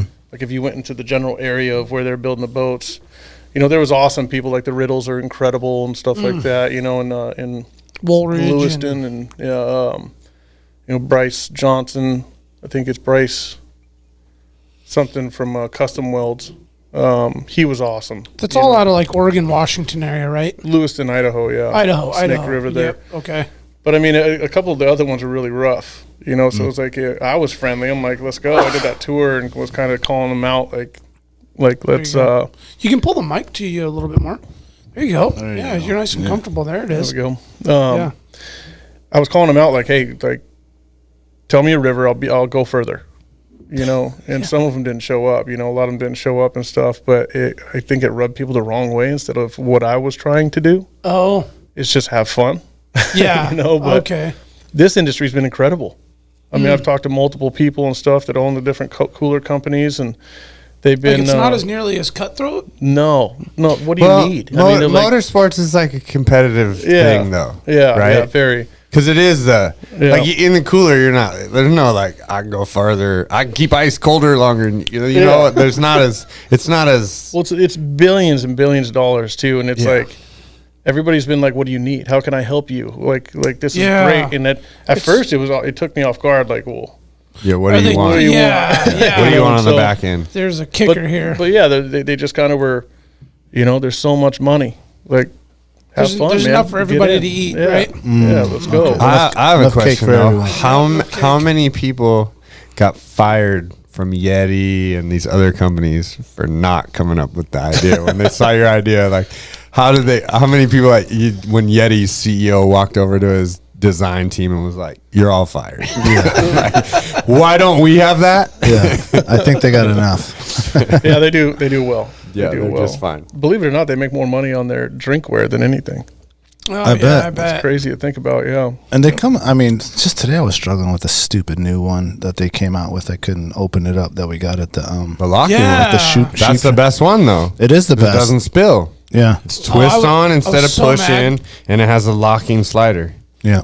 No, I was happy about that. But it was a little, I was having trouble figuring it out at the sheep show. Like a learning curve. But, you know. Yeah. But, I mean, for them to, like, you know, eventually...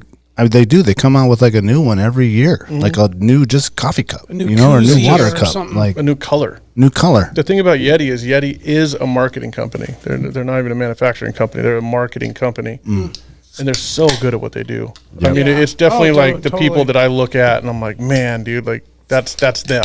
Yeah, you know. And then like Dometic is another one they're doing high tech stuff and battery operated coolers and freezers, and so they're definitely like my.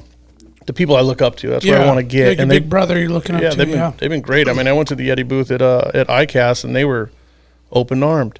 Yeah. You know, it's funny. I was actually talking to one of the guys that was up front there, and again, we went to watch who was going to win the best of show. Like, there was nothing. None of us were like, we're going to win this, you know? Yeah. And so we're bullshitting back and forth and everything, talking about coolers and this and that. Here's some advice, you know, and talking about marketing. And I was like, oh, they're gonna say the thing. I got to go. And he's like, what's going on? I was like, oh, I'm going to go win this real quick. And we both, ha, ha, ha, ha, ha, ha, ha, you know, laughed a little bit. And we ended up winning. And when I walked back by, he's like, what happened? And I like held up the trophy. He's like, are you kidding me? Oh my goodness. First cooler to ever win. It's like 70-something years or something. That's wild. awesome. My first startup to ever win, yeah. What is a typical product that would be more of a popular item to win something like that? Like, we went against, like, Garmin's new fish finder. Like, we went against Bodie's new fishing kayak, you know, was like a big one. That one, I thought Bodie was going to win. That thing was gorgeous. It was beautiful. Yeah. You know, the owner was actually very devastated when he didn't, but that's what I thought was going to win for sure. But you know, they have new lures and stuff. Okay. Lures have won it real kind of like, you wouldn't think that lures have a lot of technology in them and stuff. But They do. Wild. You know, the design that goes into making a lure swim and stuff like that, and fishing rods. Yep. Certain fishing rods, you know, they're lightweight and stuff. It's crazy to think about. You know, I learned a lot in the industry where I walked away from there not looking at fishing rods the same. You know, because looking at the different ones that entered, to me, I'm like, Walmart ugly stick. Yeah, fishing rods and rods, right? Yeah, we're salmon fishermen. Yeah, right. Yeah, So these things are It'll all work. Yeah, $1,000 rods and stuff, like bait cast rods, and I'm like, there's no way. But then you're there and you're able to talk to them and what the technology and what went into it and why, and the manufacturing process, and they don't break, and they're, you know, a quarter of a pound. There's one that you lifted up was like that one. The best new rod was like, it was weird. It's like it wasn't even in your hand. That's crazy. But it's got a lifetime warranty because they don't break. It's wild. Yeah. If anybody knows about flipping a ugly stick, fucking shoulder just like, oh my God. That's exactly what I thought about. Those don't break either. Yeah, but I mean, just, you know, hour and a half into, you know, fucking however many flosses that you just I mean, did. it's the, like, I have, well, Sage bought Reddington, so, but I have a pro form with them, and I don't own any Sage stuff. I buy Reddington. Yeah. 'Cause it's like, I fish salmon. Yeah. Like, what do I need? Or like, I just think of that stuff as like that high end stuff is like, those guys really have to like have perfect presentation for fish that are super hard to get to hit tarpon and bonefish and like that type of like for Steelies. salmon. I'm like, dude, we're flossing. Like, I don't even need a Reddington for this. Like, I can do this with anything. Well, that's the thing that I noticed down there too, is a lot of these people down in the States, I mean, the big time fishermen, like up here, we grew in diapers, man. We're out there fucking with fish, and it's like whatever gets them out of the water, you know. Down there, it's about like, it's almost like customizing your truck. Oh, it's like, do you need it? No, you know. But these guys have to have the best of the best stuff, and that's their hobby. That's why they spend the money on it. Yeah. It's like, I got that new rod, you know, and the guy's like, oh my God, what does it do? I don't know. But you have it, and I want it now. You got better stuff than me. Yeah. Yeah. So, does a bass boat really need to go 75 miles an hour? Just on its ass. If you're tournament fishing, it does, because it's you got to be first. But watching those guys, I don't know if you've ever went to a whole shot for a bass competition. Yeah, my buddy's nuts. a competitive bass fisherman. That's wild, and man. I laughed about it.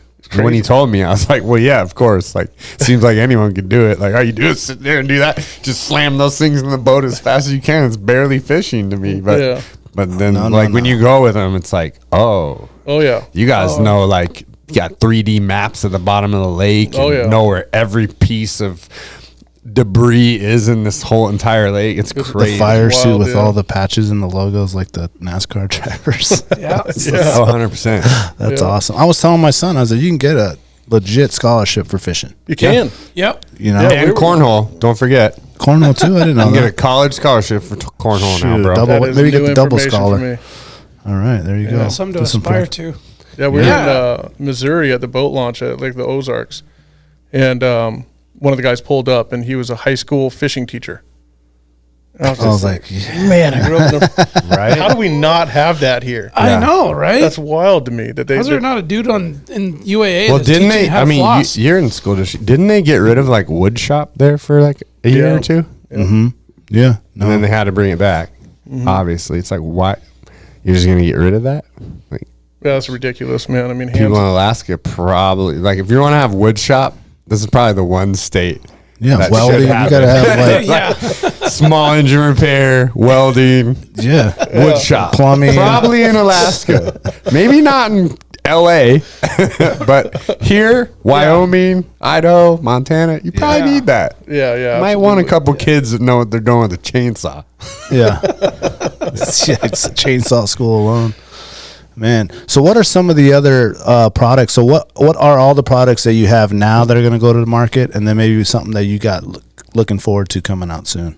So we got the one size 88 quart cooler right now, the rotomolded cooler. We have the battery operated vacuum sealer, which is kind of stealing the show right now, obviously.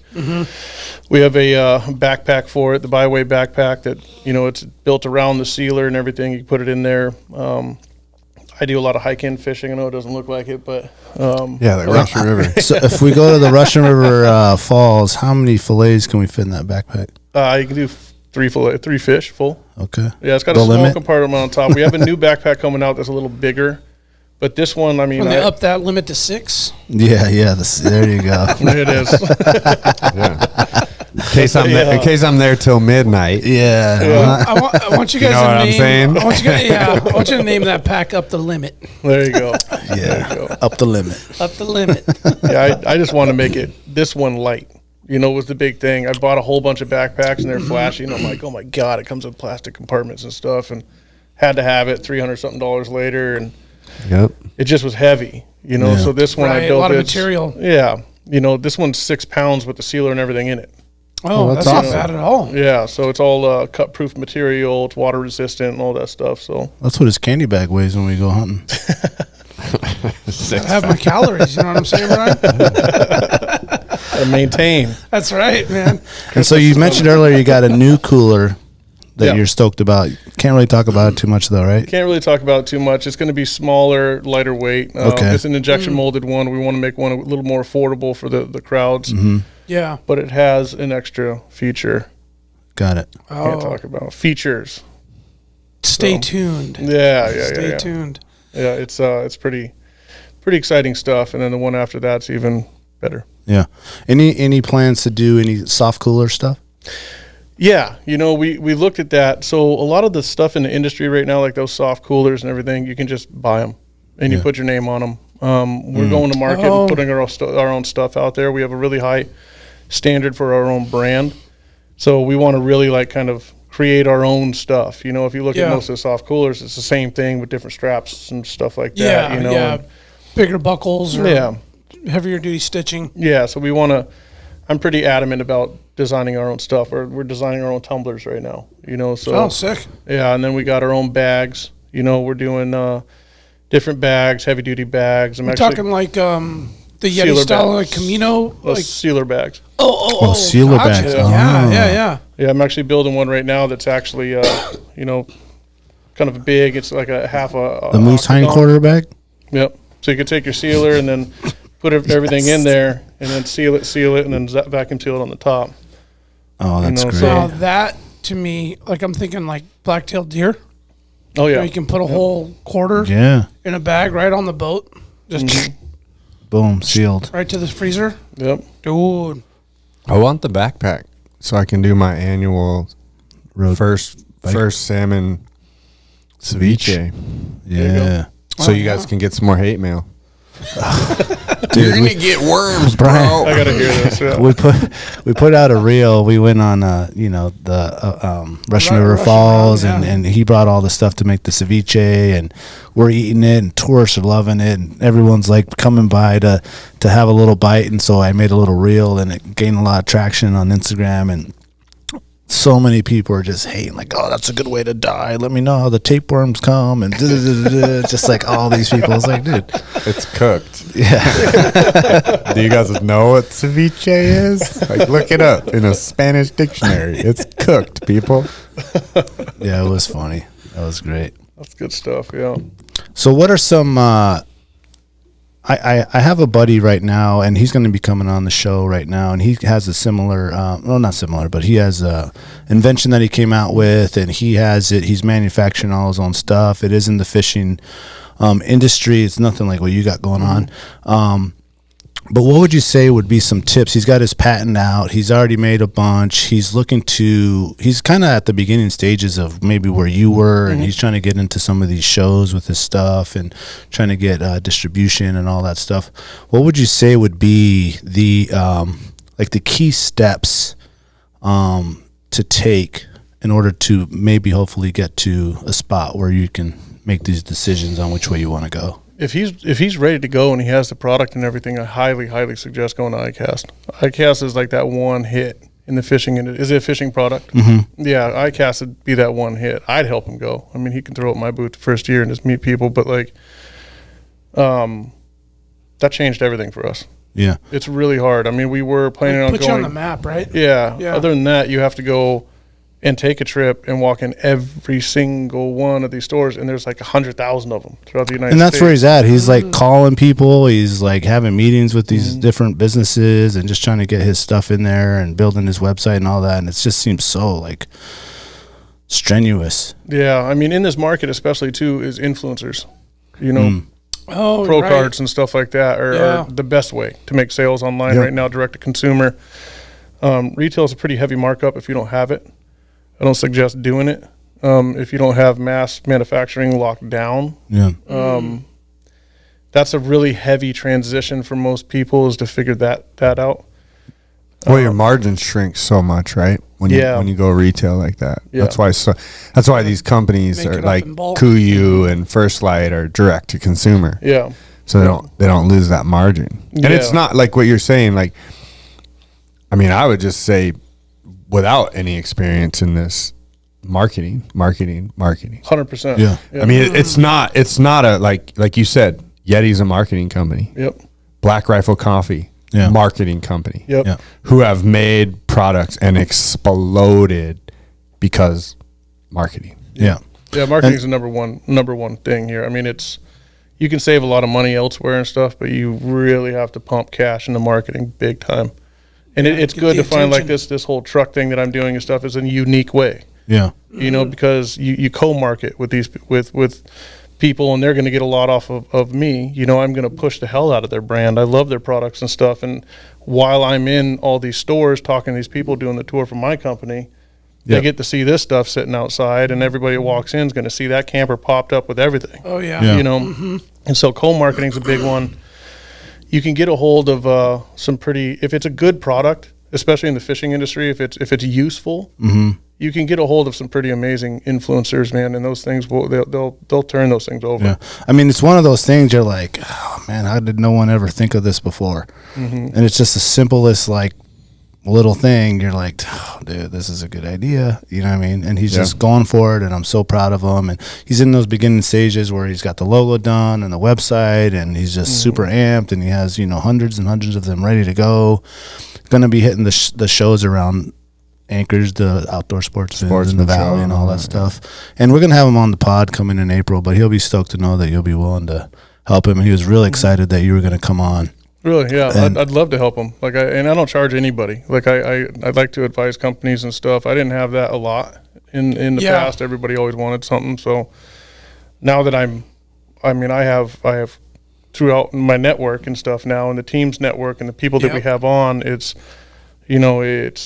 I want to now be able to help people in Alaska, because it's a dead end for a lot of people being here, and it shouldn't be. You know. Yeah, so no way. I'd love to help them. Yeah, let them know. That's great. I will. That's cool, man. You've entrenched yourself in the community of what can we do for you? Because you said before in the jet boat, aluminum boat world, it was kind of like, oh, fucking cutthroat. We're not here to help you or promote you. But all these folks are like, hey, what can we do? Oh, everybody. So you want to return the favor, right? Yeah. There's not a lot of suit and ties in this industry. It's amazing. Like everybody, you look at Johnny Morris. He walks around with his hat up in a styrofoam cup full of Captain Morgan Silver and cola. And he's got like a t-shirt and jeans on and stuff, and the guy's worth $7.8 billion. Right. So like the big wigs in this company, you go to ICast, you have no clue. You can't even tell the people apart. They're real, genuine. It's like Alaska, right? Yeah, they're real, genuine people that just like fishing, man, and they're just making money off of it now, So it's a fantastic industry to be in. They're very, very open-armed. Phil, it's like very good old boy. Yeah. Like just, good way to put it. Like that doesn't exist in America as much. No. It's phasing out. Yeah. Like good old boys. I think it's making a resurgence, honestly. You're right. Yeah. You're I right. think it's making a resurgence. You're right, but I mean, it's I experienced it through the whole like networking that Sornex has, and I see how that networking works, and how like Bert has lifted so many companies by connecting them with his connections, and that going back and forth, and all those companies blowing up Montana Knife, like Knock On, and like all these guys that have like just picked each other up and moved forward together and grown like that like cross branding, where especially in an outdoors world, it's very, very easy to do because you can build a truck and you can put so many different brands on it, I mean, it's endless, right? And so like you can build that pretty easy, and people are willing because they know, like, especially because what you have went viral basically in whatever terms you want to put it. It pretty much went viral, and so like you're a hot commodity, so people obviously want to co-brand with you, and it makes sense for them, and it's brilliant marketing. Oh yeah, co-branding is brilliant marketing. It's incredibly it's for what you put into it. It's for both people. I mean, you double everything. Yeah. And it's incredible, and he's going to have stuff over here that I don't have, and I'm going to have stuff over here that he doesn't have. I get to have him in my markets. He's introducing me into, like four-wheel campers, introducing me into the, the overlanding market. Yeah. I didn't even think about the fact that every single one of them has a cooler. Yep. Yeah. I didn't think about it, Right. So. And it's brilliant, even if they're not fishing or hunting. They can, leftovers can be backpacked, whatever. Oh yeah.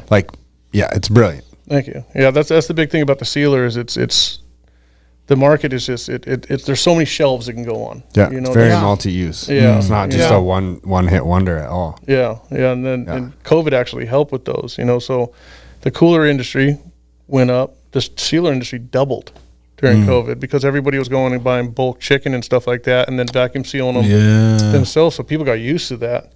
And so now everybody has a vacuum sealer. Now we have one that can go on your kitchen counter, but hubby can take it to the river. You need to partner with a battery don't even partner. You need to make a battery powered sous vide so people can cook with you. As you're going. Yeah. Like when you're overlanding, you can just be like, "Oh, I'm just out here in the, the Denali Highway sous videing some chicken." Some fresh salmon. And then my tailgate Traeger, I'm going to smoke it after I sous vide it, just to finish it off. What did Julie O'Malley say? That sous vide is the male version of what pumpkin spice. Something like that. It's the pumpkin spice latte of cooking. Yeah. Yeah, I would say that. Because it was easy, right? Yeah. Yeah. Because of the ease of it. That's what we're about. Being easy. Brian, so we talked about the big box store kind of coming out party you're going to have in the spring. Where can consumers here in Alaska find the products? Right now they can go to PacBak.com, PacBak.com, and you can order the products right now. It's actually free shipping to Alaska. I made a point to do that. Cool. So sick of paying all the shipping fees up here. Yeah. No, that's fucking dope. dope. Cut it out. So nice. Yeah, you can go to the website and order them right now. Hell yeah! And then you'll be in like the Cabela's and the Bass Pros and all that stuff. Yeah, coming up, we're going to start for what we're planning right now is we're starting in Alaska, then we're going to go to Washington, Montana areas, Oregon, Idaho, and then over the winter, the off season and stuff, we're all going to get back together and based on how good we do. Nice. We're banking on the fact that like dip netting season up here and the Russian River season and stuff up here. These things are just going to smoke off the shelf. So. Oh, they are for sure. Mm-hmm. That's badass. You got a very calculated effort in that. Oh yeah. A lot of thought goes into it. Yeah. So you shared some amazing stories with us today, both professional and personal, which we really do appreciate that. It just shows the genuine individual that you are. So 5, 6, 7 years ago, Alumaski and all these life things that have happened, things that changes. How has life changed for you now? Like, you're sitting here, you're smiling, you're happy, you're jolly. Like, you seem like a happy person, man. So I really am. I mean, it was hard to get over everything. The whole PTSD thing, I took it lightly until I got it, and it destroyed my life. And so, it took a lot to just want to be alive, and so now you see something, you envision something, and you just work your ass off towards it. And, again, in the past, it was just something that I could look forward to, and I knew that there was an end goal. Yeah, means to an end, to stick to it, and now that it's here, and it's, man, it's good. It's every day I wake up and thank the boys upstairs. Yeah. Yeah, I wanted to ask that just because, you've made these transitions from like highs and lows and highs, and you're now kind of like the world's your oyster, right? You got a successful business, you got everything's on the up and up, and you said you have daughters, so you have two beautiful daughters. You have a beautiful family, you got good things, and just curious, you have a lot to live for, man. You got a lot of good things going in your life, and things happen, good and bad, that create the man you are today. And only knowing you a little bit and what you've done so far, man, just as another Alaskan to an Alaskan, man, I'm just really proud of you, brother. I appreciate that. Yeah, man. Yeah. It's just Thank you. You're just another amazing. Getting a little emotional here.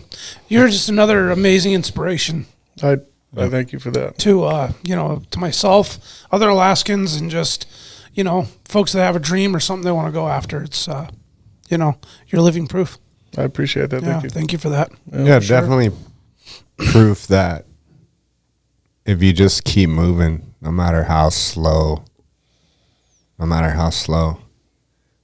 long as you just keep trying to move forward, you can get to this.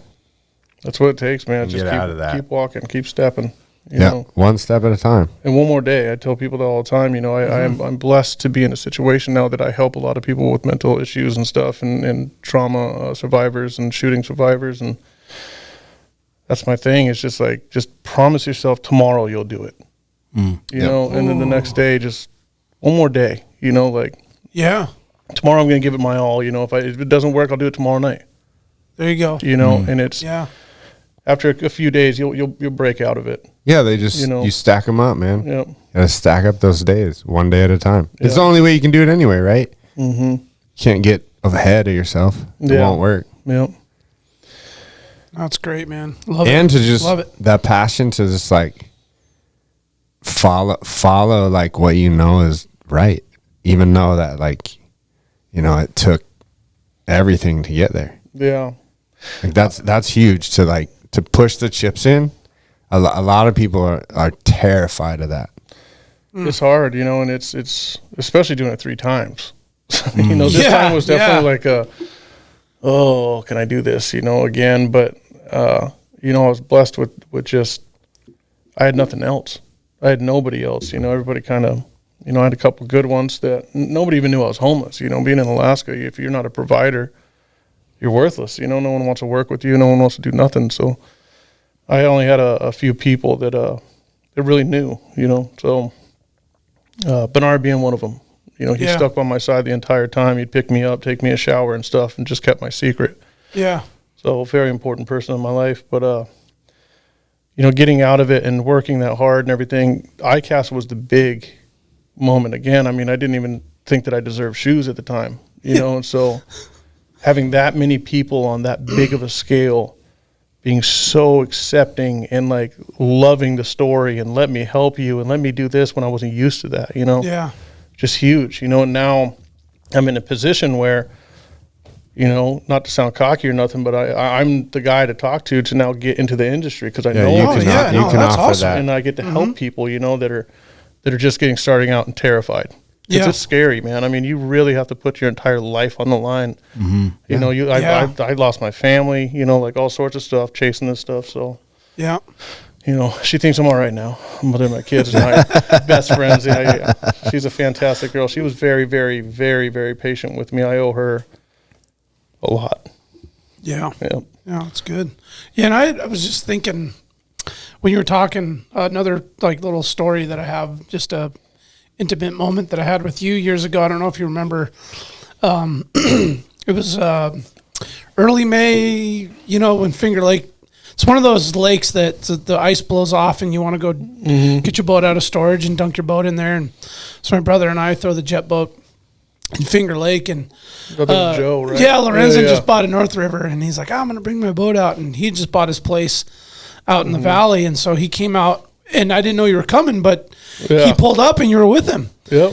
And you had just, I think, it felt like maybe that week or that month, very, very, very recently bought that property on the lake. Yep. Right there, just in the unlivable dwelling. Yeah. And you were so proud and so happy. And my brother and I, because, you know, we've been going out that lake forever as children, and I always envied the houses on the lake. It was just always, it's such a beautiful, you got Pioneer Peak and Twin Peaks, and you got the Talkeetnas over here, and you Sleeping Lady, you know, it's just an epic little spot where you can see all these cool mountain ranges. And I remember that day you were like, yeah, man, I just bought a property, and my brother and I were like, are you fucking kidding me? You got a house on Finger Lake? Like, this is just a dream. I got lucky as hell. So it just felt like it was just a part of that culmination of just events that happened that you know got you to where you're at today. It was you know, you got your place, and you know, you were homeless, but then you got your house, and then you take another stab at a company, and then you got your success, man. It's just, it's cool because like I didn't know you that well, but I've happened to like intersected with you in these kind of these little positions with you. That was a fun day, man. That was actually a really fun day. It was fun. Yeah, I think we went and ripped around until it was almost dark. Yeah, it was freezing ass cold. There was still ice. We were busting ice off the edges, and neighbors getting pissed. Yep. Joe got his boat stuck. Did you see the video of that? Yeah, yes. He went full. I don't know what the hell he was looking at, but we he went full jumped speed, off and the lake, and we're in the middle of the lake, and I was like, oh shit. What do we do now? That's funny. That was a cool story to share. Yeah, absolutely. That was fun. Yep. Brian, we appreciate you coming in and sharing your story with us and your life story and your passion for what you're doing. And I can only assume that the lots of people that listen to this show are going to be inspired by your story. I'm really glad that we continue to press forward to get you in here so that you could share it with us. We're all proud of you. I know your whole circle of friends are proud of you. Even people that you don't know are proud of you for what you've done and your story and your commitment to keep pushing forward and your ability to just want to keep your company in Alaska and give others the opportunity to hopefully follow in your footsteps as well with their own ideas and being open to helping others, which is the Alaskan way. Yeah, absolutely. Oh yeah, it is. Yep. So thank you for coming in, man. I appreciate you and all that, and we're excited to get your stuff in the store and get one of your coolers going and the PacBak and all that stuff. It's so rad. I love it. I appreciate it. Thank you guys so much. Yeah, and let us know we can get some of them cool hats, man. You know, we got, I don't remember how many we got, but they were gone. That's what Phil said earlier. This is my only hat. I'm like, I'm the founder of the company. I have one hat. Like, I swear I'm not like holding out a closet full of Oh, no, I believe it, man. But we're ordering like a couple thousand of them here pretty soon. Sweet. And stuff. And we'll get you guys hats for sure. Yeah. Hell yeah. Yeah, I would love it. Yeah. Right on, right on. You guys' hats, yeah. Oh yeah, we're going to hook you up here. Yeah. Thank you, Alaskans, for listening. Sorry, go ahead, Chad. One more thing. When is the new backpack? When do you think that'll release? Be a little while. Probably after the summer, yeah. Okay. Yeah, we're just penetrating the market right now. We're going with our core products, getting in there. Yep. You know, even like the sealer and stuff was kind of, we know that that's going to do better, but everybody knows us for the entire product, the combo and everything like that. So yeah, we're going in. I think it's going to happen really fast. We have a lot of stuff, extra batteries and everything coming out. And nice. Again, tumblers, drinkware. I like backpacks, so I'm going to be doing a lot of them. Oh, same here. Yeah, love backpacks. Yeah, so there's going to be quite a few coming out and stuff. We have a whole insulated roll bag one, that's really nice and stuff, sick. and it's got like different compartments on it to click on and go across your chest too. Oh yeah, that's the one that's coming out. It's got a beer holder. Nice. Gotta have that. Soda. It's a soda holder. Yeah. Roadies. Roadies. Yeah, that's right. Well, you got 3 consumers, ready to rock. So. Perfect. Love it. Absolutely. Thank you, Brian, man. Great story. Thanks for your time, for coming in. I know you're a busy man and you got a lot of stuff going on, and we're honored at Alaska Wild Project to have Brian McKinnon, PacBak. Thank you for coming in, brother. I appreciate it. I'm honored to be here. Thank you. Glad it finally happened. Yeah, for sure. And as always, Alaska, stay wild. You'll remember my speaking to you of what I call your overcautiousness. Are you not overcautious when you assume that you cannot do what the enemy is constantly doing? The Alaska Wild Project podcast is brought to you by the following sponsors. Barney's Sports Chalet, supplying hunters with the best hand-selected gear since 1963. The exclusive home of frontier gear built for the rugged Alaskan terrain. Your one-stop shop for all your outdoor needs. Visit Barney's today at 906 West Northern Lights. Arbor Digital, the forefront of digital assets, cryptocurrencies, and wealth management, providing a low-cost, research-based investment strategy for Alaskans looking to invest their hard-earned money. Visit arborcapital.io today to put your money to work. Tailored Restoration 24-hour emergency home services, helping Alaskans restore their dreams since 1972. Services include fire, water, mold, post-emergency cleaning, repair, and remodeling. Give them a call in Anchorage, Eagle River, Matsu, or Fairbanks. Hit them up at tailoredrestorationalaska.com. Total Truck and Alaska Overlander, Alaska's premier supplier for custom automotive accessories and overlanding products, providing all-inclusive rental vehicles and trailers custom outfitted to explore the Alaskan backcountry with a unique and convenient traveling experience. Serrano's Mexican Grill, 2 locations, one on Tudor, one on Northern Lights. The Northern Lights location has their new tequila bar. Check it out. Also see their daily specials at serranosmexicangrill.com. TheTreehouseAK.com, located at 341 Boniface Parkway, Alaska's own and grown cannabis and CBD store. Ask the bud tender what the strain of the day is to get your 10% off. The Treehouse, where the culture lives. The Connoisseur Lounge, Alaska's premier locally owned and operated cannabis retailer, located in the heart of Palmer, Alaska. Their cultivated products include Snowcap Romance, Aurora Haze, Super Glue, and much more. Find them at theconnoisseurlounge.net.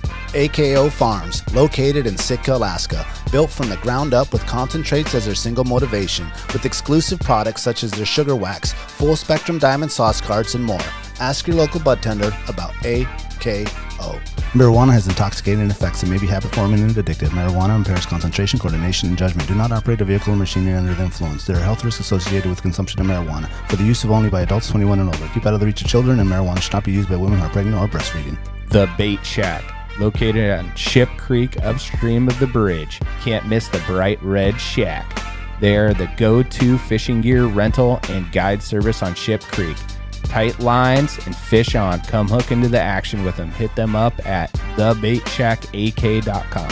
Snow Pro AK, your snow and ice management company specializing in business and residential properties. They know what it takes to keep your property presentable and safe. Give them a call for a free estimate at 280-7098 or visit lawnproak.com. Double Shovel Cider Company, located off of Arctic and 58th. Handcrafted Alaskan-made colonial ciders. They also have a tap room downtown on the corner of 5th and E. Stop by today and taste an award-winning cider. The Alaska chapter of Backcountry Hunters and Anglers. BHA is the voice of our Alaskan public lands, waters, and wildlife. Their goal is to uphold our hunting and fishing legacy while keeping our public lands wild. Stand up today and join BHA at backcountryhunters.org. Should you not claim to be at least his equal in prowess and act upon the claim? I say try. If we never try, we shall never succeed. This proposition is a simple truth. sight of for a moment. If we cannot beat the enemy where he now is, we never can. It is all easy if our troops march as well as the enemy, and it is unmanly to say they can.